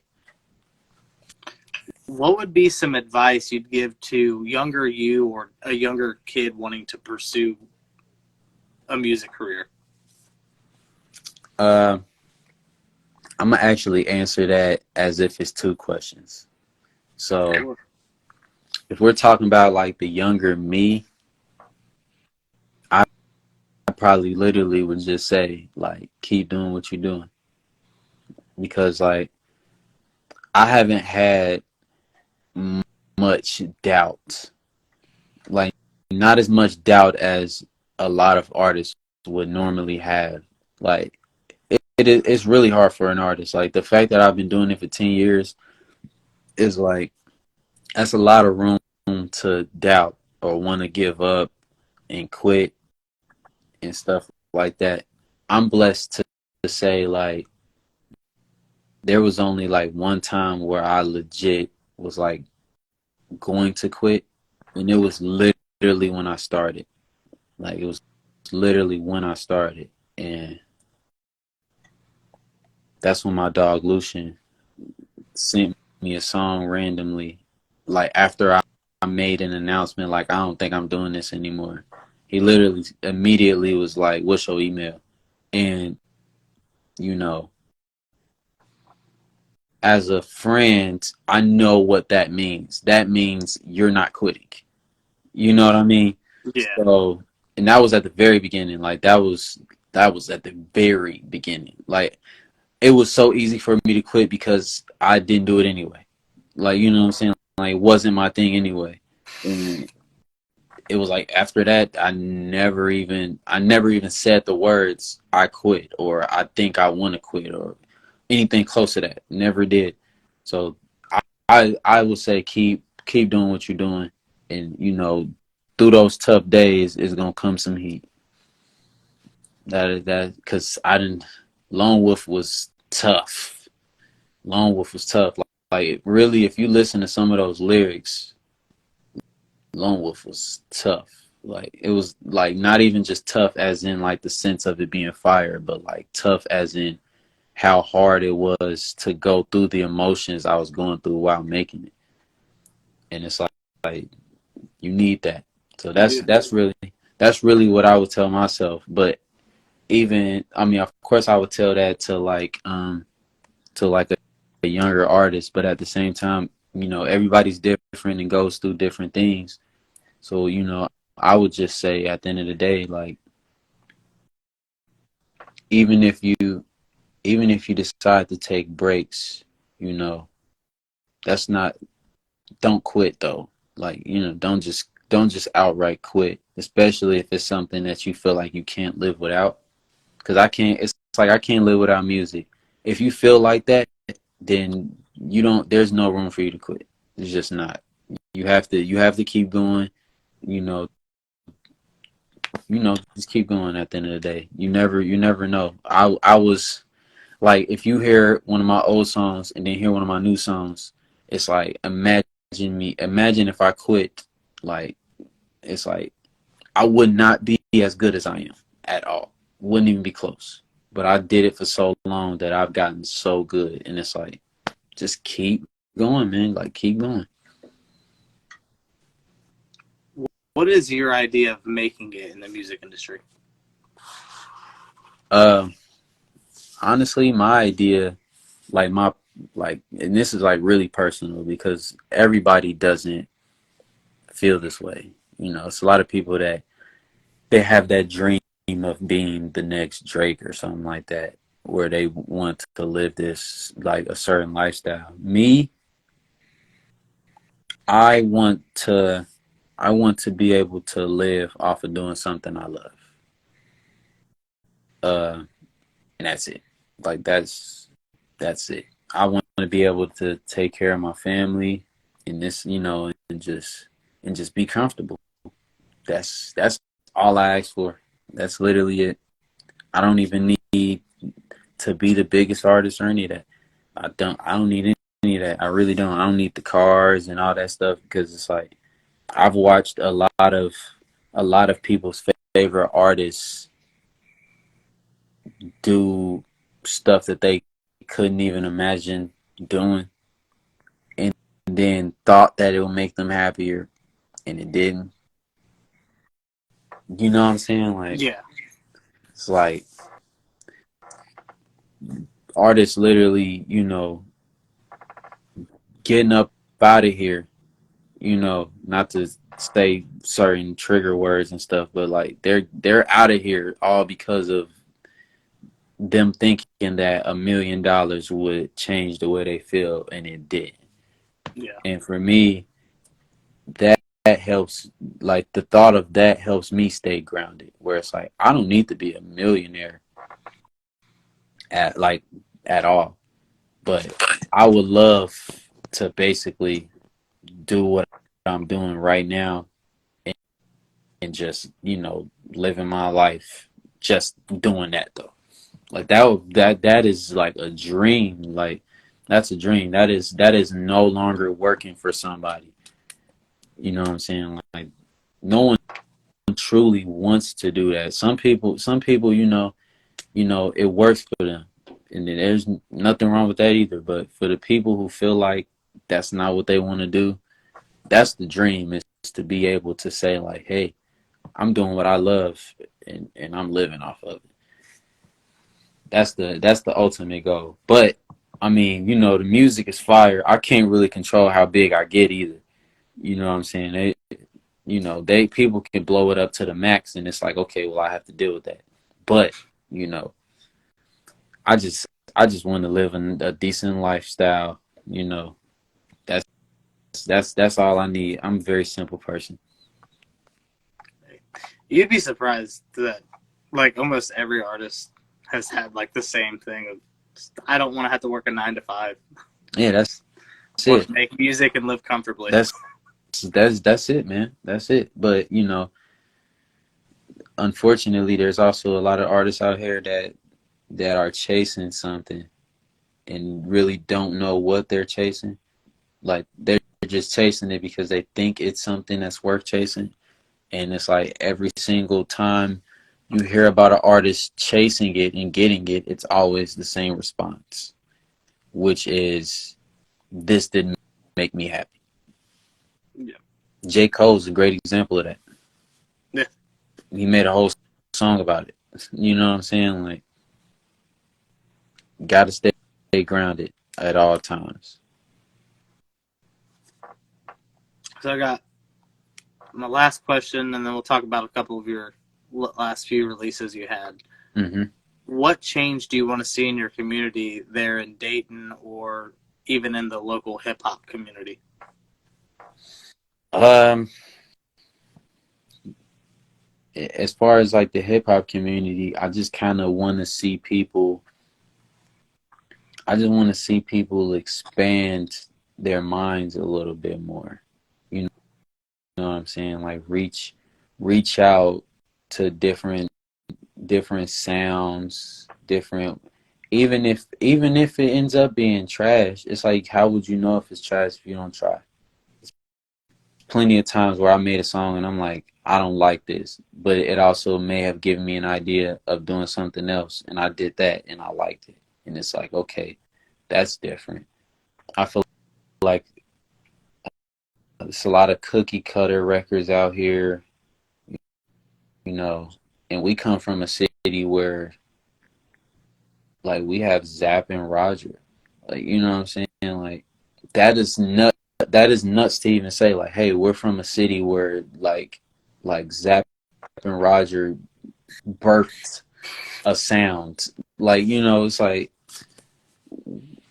a sound was born here.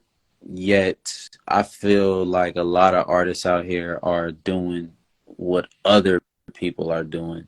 When it's like, this is the city right here. Like this is, you know what I'm saying? Cali sound. How much is Cali sound without us? You know what I mean? like Dayton is the foundation for a lot of Cali sound, and they will tell you that. You know what I'm saying? They will say that because they got so much love for it. So it's like I just want us to come back to that idea of us being founders. You know what I'm saying? Like let's get back to that at the end of the day. You know. Now with that being said, that's not to say like to just stop doing what you're doing. I mean, I say experiment with everything, but at the same time, you know, experiment doesn't come with just making one sound. It comes with trying everything. So I hope everybody just gets to the point where they can experiment with some more things. You know, that's what I hope for, because I feel like it's a lot of talented people in this city, and I even feel like there's some people who are talented who haven't even like reached that full potential just yet, or maybe they don't even know that it's there to unlock or something. And you know, I'm grateful that I unlocked some things, because like I told you, it was a lot of stuff that I didn't really listen to. I would say at one point, even like how we talked about Thug, like there was a time where I didn't listen to Thug. There was a time where I didn't listen to Uzi, or like basically anybody that to me didn't sound like what I was listening to at the time. So it was just like once I started listening to him and I started to understand why people listen to him, like this is actually crazy. It's like once I started to understand that, I feel like that expanded my mind to being able to try different things. So that's pretty much what I would hope. And then you know, I we I just I want us to put Dayton on the map. I can't, you know, people love to say like, oh, I want to put my city on the map. I can't do it by myself. That's all I have to say about that. I can't do it. I can't put Dayton on the map myself. Somebody else has to help me do that. And the only way that's gonna happen is if we all get up there and show them. People might come at me for what I'm gonna say. Mm-hmm. And it's whatever. Because I got love for a lot of artists and stuff. But of, like, you younger guys, man, like, it would, for me, the ones I can see, like, really taking Dayton to new heights would be you, Rax and a Rental, Okay. and Books and Day the Twin. My guys. Like, and even Ooze, even though he's older, and Ooze just on, like, his production standpoint, but I've watched Ooze live. Mm-hmm. No, he's nuts. He is nuts. Whether there's 2 people in the room or 100, he's putting on the same effort and same show for those people. Yeah, he's nuts. Like, he's gonna blow up just from clips of him performing live somewhere one day, and I look forward to it because it's insane. But like, you guys have so much talent and you're so young that the future is bright for you guys. Like, and you all have kind of like your own little sounds and stuff. And like with Day and Books, their Chopper Walk song, I've watched them perform that shit live, and the entire crowd goes nuts every time they perform it. Yeah. Real talk. Listen, but that's why I say, like there's a bunch of talent that I feel like hasn't truly been unlocked yet. Yeah.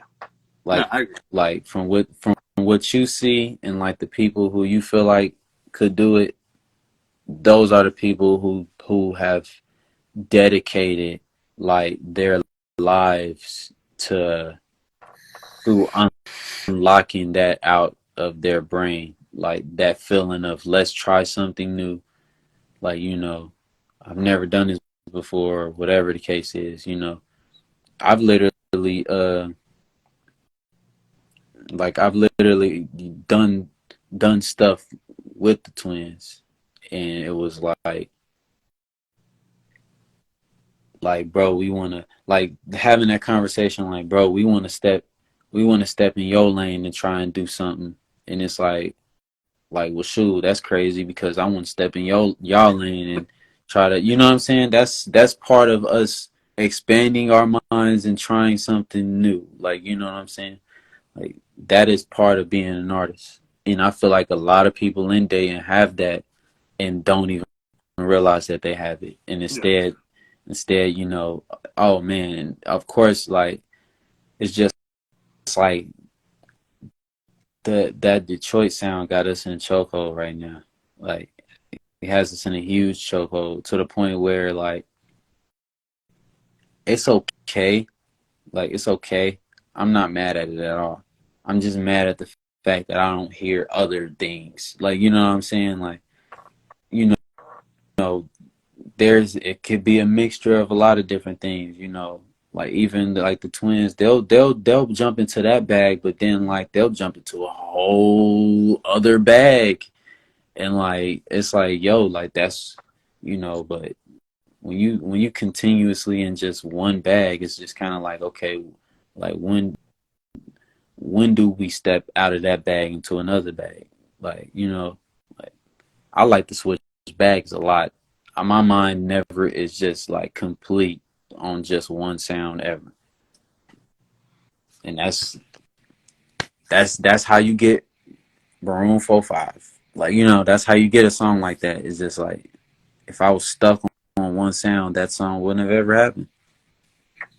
I mean, but like what I was saying before anybody tries to come at me for that statement when the video comes out on YouTube, there's fucking a lot of artists that have so much talent in Dayton that it's not just, I just don't see that their sounds being what can lift Dayton to that national spotlight. And that's why I say like it's a lot of them that like when I listen to certain stuff, it's like I listen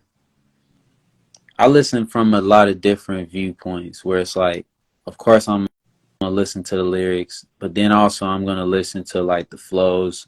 I'm gonna listen if there's any type of like melodies or like if there's like a melodic sound or something, I'm listening for that. And sometimes it's like sometimes the song won't even necessarily be good.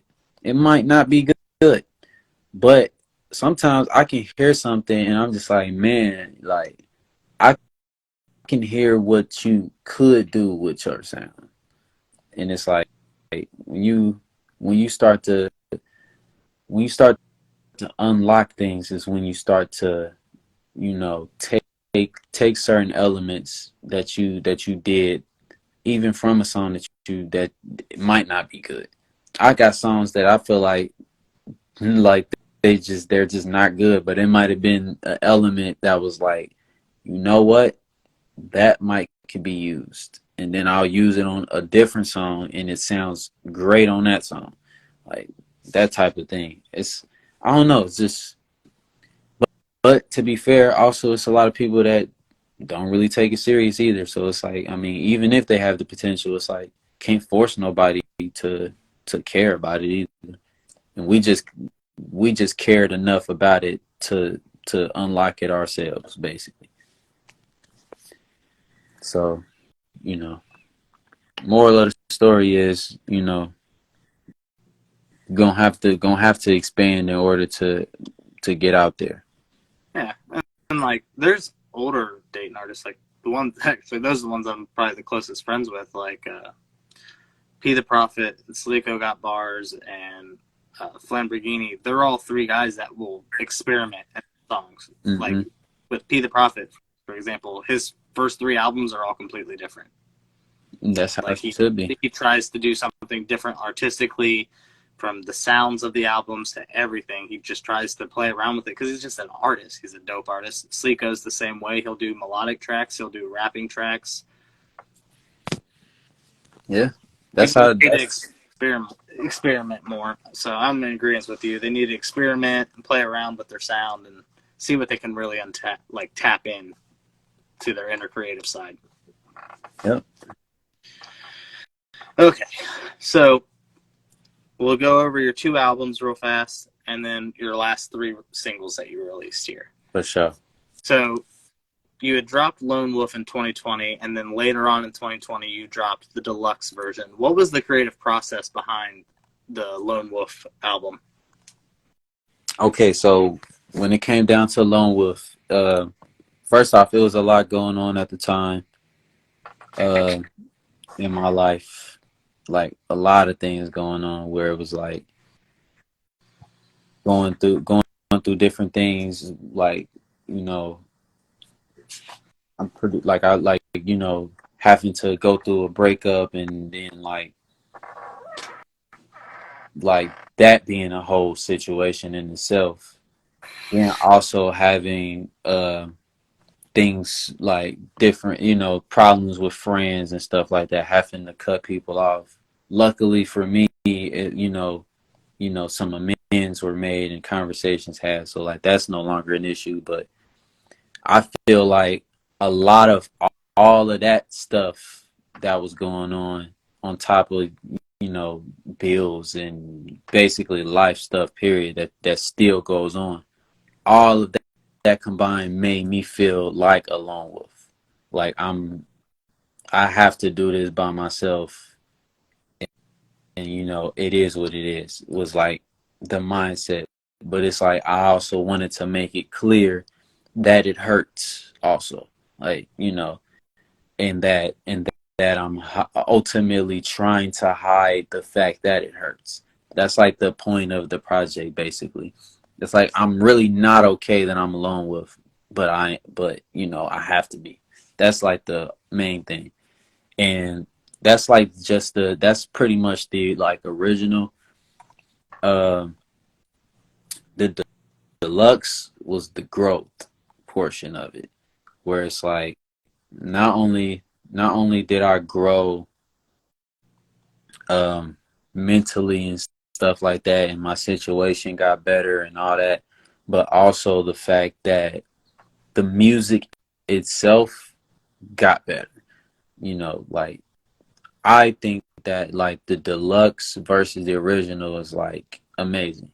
Like when I hear the songs, it's like wow. Like I really like the songs that I had. Some of the songs that was on the original was also kind of, some of them like was like a little bit older and stuff like that, and I kind of added it because I feel like it matched.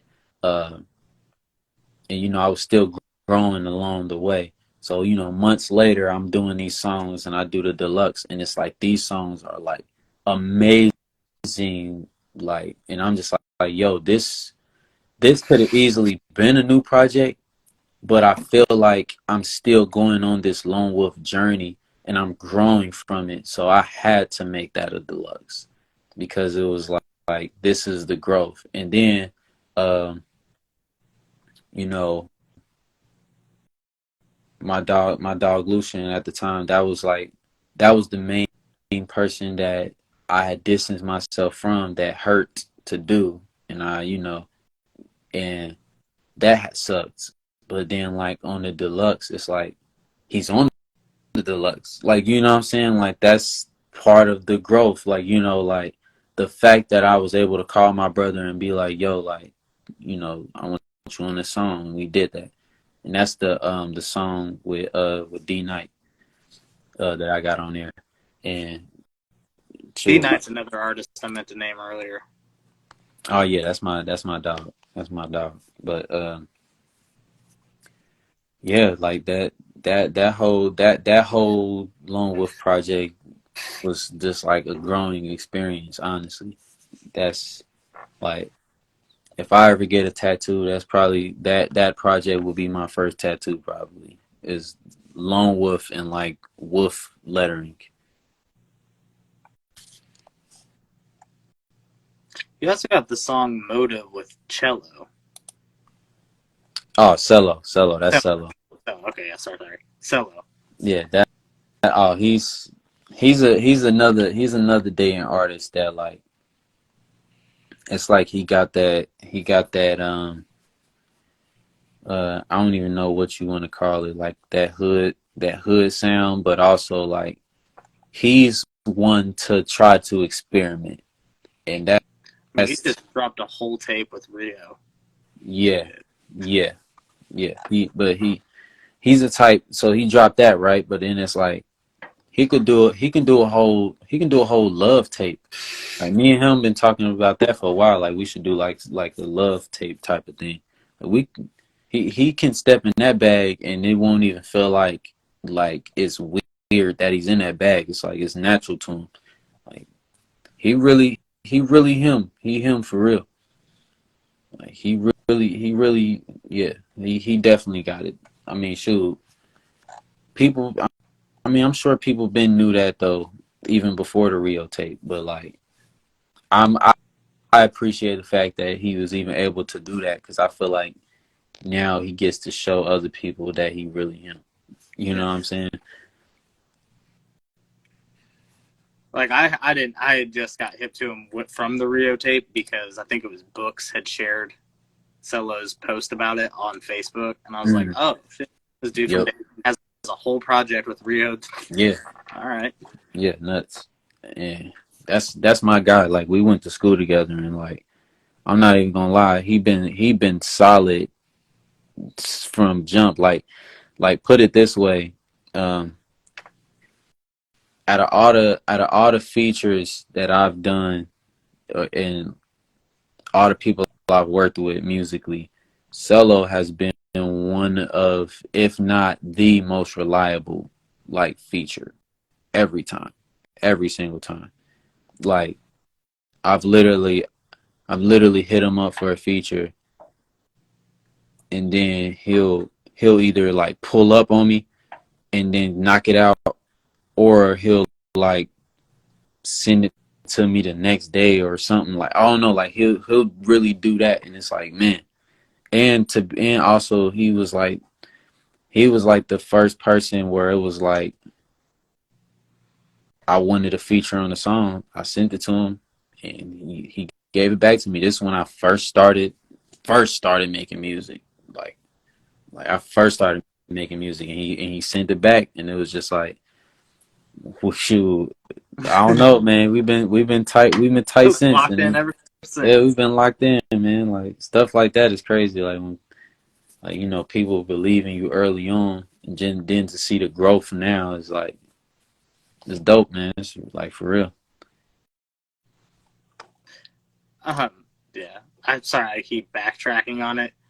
But yeah, D Knight and TYS Marquis are two other guys that are younger in the Dayton scene that are not afraid to like experiment with their sounds and their styles. Yeah, for sure. We out want you to work with D Knight some more. That'd be fire. I'm surprised that we haven't done more. In fact, when I had got him on the deluxe, that was like one of the main reasons why I wanted him on there, because it was like, bro, why don't we at least like we gotta at least have one one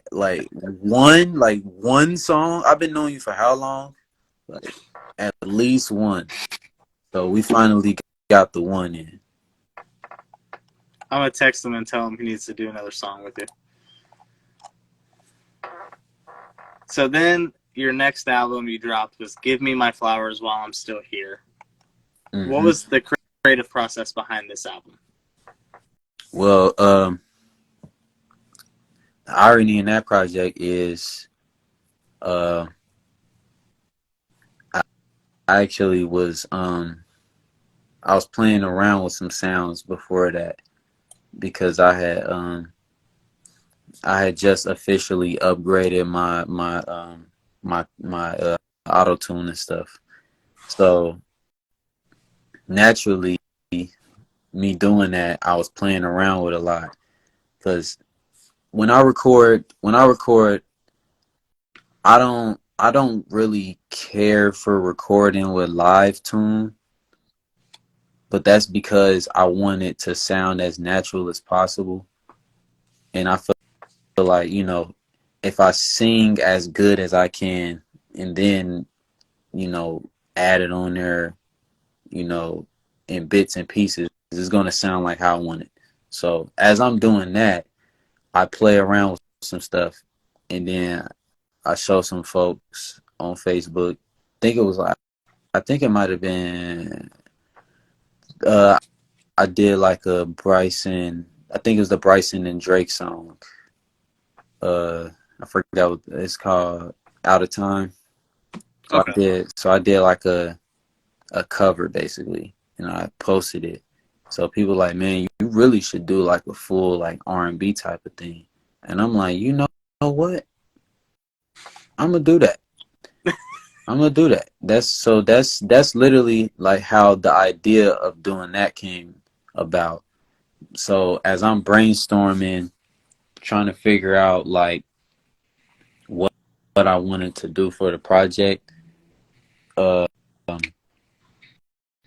I was just trying to reach in my bag of like emotions and how I feel about stuff, and it's like that feeling of like hey, like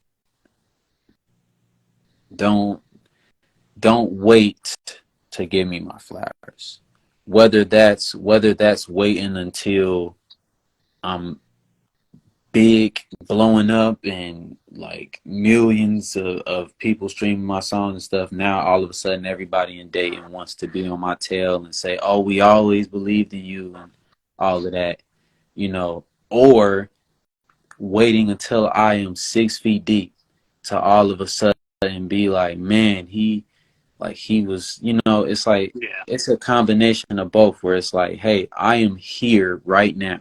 Like, I'm here. I'm looking you dead in your eyes right now. This is the time to give me my flowers. Do not wait. And with those being some emotions I had, I just felt like, well, I'm gonna put it on wax, basically. So, I did that, and with me doing that also came the idea, like once I came up with the title, it was like, okay, well, what if each song that I do represents a flower, like a specific kind of flower. So, you got like carnation, And which is like the intro. You got Violet. you violet, lotus, which Marigold. it's like it's basically a bunch of different flowers, and also some of the flowers was like strategically placed, like Forget Me Nots. forget me nots, right? And that is literally like And the I can't believe I'm just now acknowledging that these are all the songs are all titled after yeah. songs. Or the So, songs are all titled after flowers. Holy fuck. and that, and forget me nots. That's basically the topic of the song. Like basically hoping that she doesn't forget me, basically. But then Lotus is like, you know, it's related to like Lotus is like how that whole story is where it's like basically um I kind of forgot how the story goes, but basically, I was thinking of Percy Jackson when I was thinking of that. Okay, I You was know what I'm gonna saying? ask if it's like the Yeah. mythological story So, behind Lotus Flowers. and Okay, yeah. like it's like you literally are in this trance to where you forget everything. So like the hook literally goes, you used to know my name. Like, so it's like stuff like that. Like the name, the flower that I chose for certain songs was like definitely like I meant to do that. And then other songs was just more so like just a flower that I chose that I thought was a dope name or something. And then like Carnation, like the intro, I think I just chose that to be the flower because I mentioned roses and carnations, but I just felt like Carnation was better than Rose. So I was just like, well, Carnation it is. But yeah, it's I almost would have called it like if I wasn't trying to get people to understand why I made this project, I would have probably called it like the flower pack or something like that. But Bouquet. yeah, bouquet or something of that nature. But I was like, no, I'm gonna go with the long title that makes it clear, like exactly what I mean by this. So, all right. So then you did Flaws of Gold, which is a 3-pack Mhm. EP? Question mark. Mhm. What was the creative process behind that? Um. So it's two projects with 3 songs. So it's that one and then the other project. So Ego Diamond. so I'm gonna explain both of them, but I'm gonna explain them at the same time since they kind of go hand in hand. So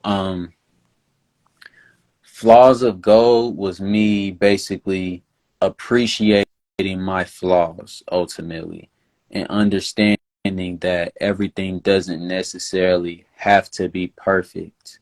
You know, like sometimes you making music and you experimenting, it's not going to be perfect. But sometimes the flaws can feel perfect.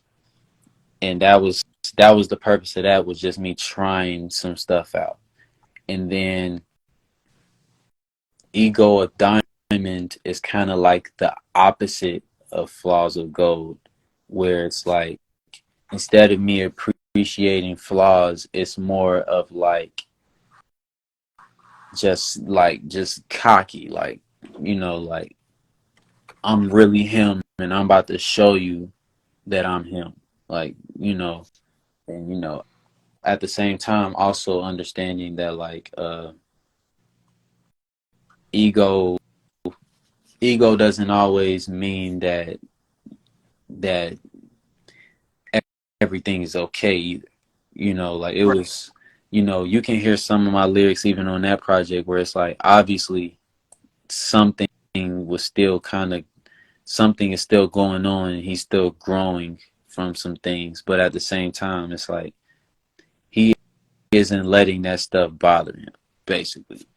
So, you know, I was just trying my best to go crazy on that one, just play around with some things. I was kind of, you can tell I was kind of having fun with some stuff on there and all that. Like, And then last year you dropped 3 singles. Your first single you dropped was Promise. mm-hmm.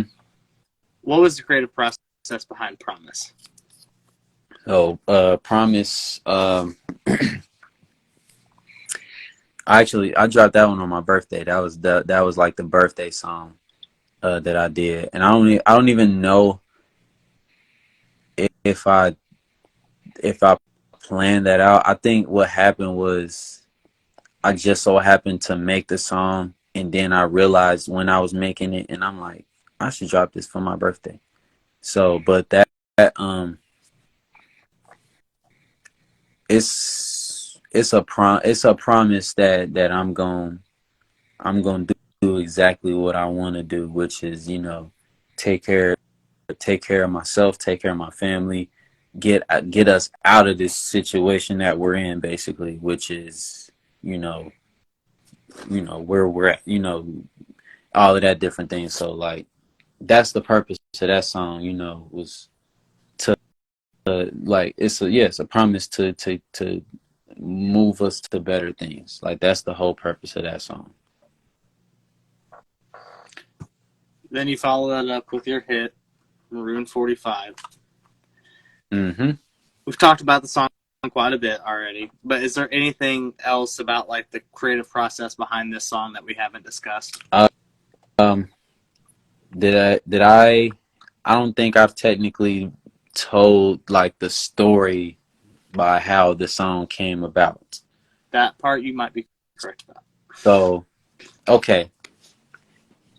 I'm at Amazon at the time. I'm working at Amazon. Anybody who's ever worked at Amazon, uh, well, I don't know how every location works, but at my location, it was speakers up and they would play music for everybody. Sometimes it would be music I didn't really want to hear, but I was just trying to jam to it to get me through the night. Then sometimes they will play some heat and it'll get me through the night. Well, this particular time was a time where it was an type of day when it comes to music. And I'm just like, all right, whatever. That song just so happens to come on though, Memories by Maroon 5. Uh,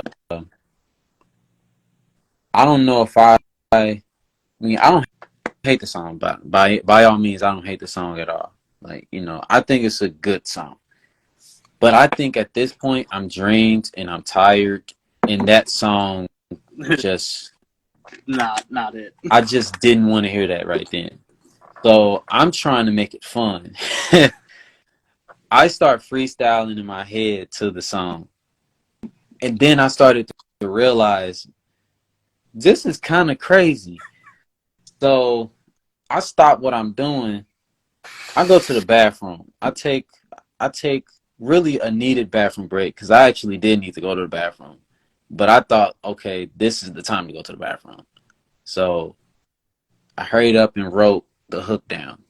This notorious hook that's notorious now that I didn't think would be. I wrote it down. I got back to work. Finished my work, went home, went to sleep, all that good stuff. The next day I wake up. Now I'm in the booth, which is just my living room. So I start to play around with it. I'm like, this is actually kind of sounding a little crazy right now. Note at this point, that's all I was gonna record. I did not plan on finishing the song at the time. I didn't. I was just trying something. And then, but I was impressed with what it sounded like though. Like I was like, hey, this actually don't sound bad. Like it don't sound bad. So I do a little TikTok video, and I posted. Of course, I posted it on TikTok, but I also posted it on Facebook. And I think that the sign that I had a hit initially before it went viral was the fact that people started showing love on Facebook a lot too, and was like where is this at? You gotta finish it, blah blah blah. So I'm thinking to myself like, should I finish this song? So I was like, I don't know about that. So I was kind of held on to it for a little bit. Uh, then I started to realize that those numbers are changing on TikTok. And I'm like, I'm not used to this. It took like about 2-3 days for it to even like actually go crazy. But once it went crazy, it went crazy. So I'm like, oh, okay. So as I started to see it, when I started to see it slowly get to that point, I already was like, maybe I should finish this song. And that's when I started to try to figure out how to finish it, because it's like what someone would consider gimmicky, right? But like the purpose was never to be gimmicky or like anything like that. I literally was just playing around with it. So I'm like, okay, if I'm going to finish this song, it has to be a certain way that makes sense. And that is when I decided to make it a satire instead of like just like a regular song about guns and stuff like that, basically.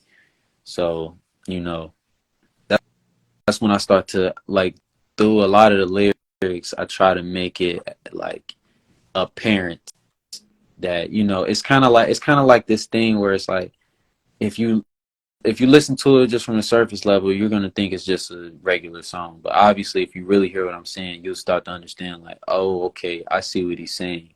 It's like, a lot of us really don't have a choice because we're already here. We're already in this dangerous environment. Some of us just have to be strapped. Not that we just want to go around killing people or anything like that. We just want to not die. Like, I don't know, like, we just, that's it. Like, that's it. So a lot of us keep the weapons. Really, a lot of us aren't keeping it illegally either. A lot of us are doing what it is. Like, we go to the gun range. We do all that stuff. We sign the paperwork and, white red. like, but of course they probably would assume that our weapons are illegal and stuff like that. And, that is ultimately the point of the satire. Not only it's really to show like what the problem is and what we face and stuff like that. But also, it's like it's pointing out people and what they view us as. The moment they hear the song and they say certain things like this, like, see, songs like this are why you guys are killing each other. And it's like you guys, that is how you feel about us. That's not how you feel about the song. That's how you feel about us. Because if you really understood the song, you would know that it is much deeper than just that. Like, that's it. Like, you know, so with that being said, that was the goal, was to make it this basically topic of discussion, in a sense where it's like, okay, I'm okay with y'all having these conversations, but just know while you're having these conversations, you are exposing yourself. So once it came to that point, it's like, oh, I can't wait to drop this song. You know, like now I'm like, I can't wait. Because at this point, I probably finished the first verse. I started to see different hate comments and people saying certain things as I'm writing the second verse. So now the second verse, I'm saying things that is me. It's like almost like a rebuttal to their comments, basically. So like, it's like I was going viral before the song was even finished. It's crazy. So I'm finishing it up, and then I drop it on SoundCloud first. And this was before I even decided to like put it out everywhere, because it was kind of like a thing where it's like, oh, well, are they going to sue me or something like that? And that's not even really how it works. Like, you don't just get sued because you use somebody's stuff. Ironically, you get sued because they decided to. And you know, a lot of people have dropped things and then got them cleared later. Put it that way. So once I talked to some people and I, you know, understood how a lot of things was like working, I'm like, well, to be fair, I'm okay with taking that chance, as long as it means that people are going to be able to hear the song and they're going to be able to show those numbers. You know, also the fact that, like, you know, somebody important might see this, and then, you know, that'll give me that big chance, you know. So I just took the chance, took the leap, put it on everything, and that was one of the best decisions I ever made. My two things I want to add, yeah, with like getting sued and stuff, they won't sue unless they see you're making a bunch of money off of it. Yeah, basically. Because otherwise there's nothing in it for them. Yeah, exactly. Secondly, I'm going to need you to get on The Voice and perform this song and see how long it takes before Adam Levine turns around. Oh, that would be nuts. You want to know what's actually funnier about that? So I can't 100% say that Adam Levine has heard the song, but the only reason I can't say that is because I wasn't told exactly that. However, what I am saying is I was told that they play the song on the road. That's fire. Now, when I hear that, I assume that with Adam Levine being a part of Maroon 5, a big part of Maroon 5, I would assume he's on the road also and he's hearing the song also. So with that being said, all I gotta say is it's not going to be hard to clear this, is all I'm saying. That's all I'm saying. Oh, that was the other thing about this. About the song. You recently said you saw a DDG video where he was like at a fraternity or something and your song was playing in the background. Nuts. And then the most, like, this is probably the most random interaction that I've ever had in my career so far. Like, you would have thought that I set all of this up the way it happened. Like, he probably doesn't even have any idea that the song was even playing. He probably didn't even notice it. He probably was not listening whatsoever. But it's just the fact that he has his peoples recording this. They walk in, and as soon as they walk in, it goes right into the hook. and it's just like, what? Like that is very random, and it's like this vlog was a vlog like I haven't been doing vlogs in a while, so here's 2 hours worth of vlogging because I haven't done it in a long time, and I'm at an hour and 44 minutes, and he probably has no idea that I am. Like that is crazy. Like that's nuts. And I found out from a random person on the internet. That's cool. So somebody comment like, I just heard this in a DDG video. No, they actually like hit me up and was like, yo, Oh, bro. They hit me up and like, yo, bro, like this is somebody who like already had hit me up and was like, trying to work and this and that and the third. So it was like, all right, cool, we'll work something out, blah blah blah. And then he hit me up again, like, yo, bro, like I just so happened to be watching this and I heard your song in the background. I'm like, what? And then on top of that, it's like, because it's 2 hours long and it's so much into the 2 hours that it's like, there's a chance that I wouldn't have ever known about that. Like at all. that's So the fact that somebody just so happened to see it, that literally was just talking to me and was comfortable enough to hit me up and tell me about it, that's nuts. That brings us to your last release, 9 to 5. Yes, sir. What was the creative process behind this track? Well, exactly what it says. What's a 9 to 5 to a G? Because that was how I was feeling when I made the song. I'm pretty sure at that point I was cool on working at Amazon, and I just basically started working for myself, and that was how I was feeling. Was just like of course people need a job and stuff like that, but I ultimately feel like there comes a time where you have to believe in yourself enough to know that this isn't all that you're going to be doing. So that's ultimately what it was. It wasn't to necessarily bash a 9 to 5. It's just like, if I keep this mindset that I need a 9 to 5, then it's kind of like, well, when are you gonna have room to expand and do what you want to do? If you're just thinking like, well, I gotta go to work.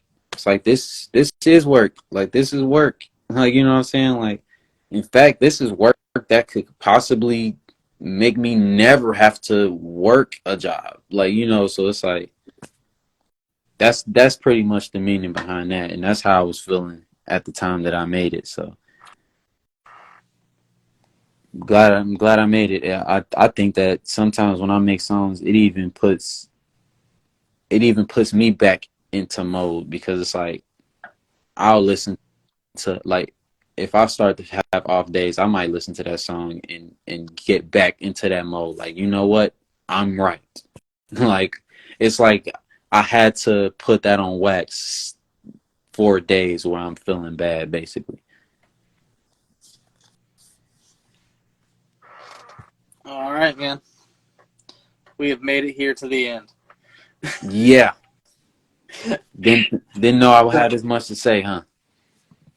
Listen, I never know. I always prepare for as long as I let artists talk as much as they want, because that's the whole purpose of this, is tell your story, say what you got to say.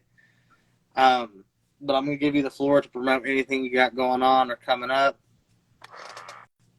Man, listen. So first off, I'm basically still trying to like work out a lot of different details and figuring things out, but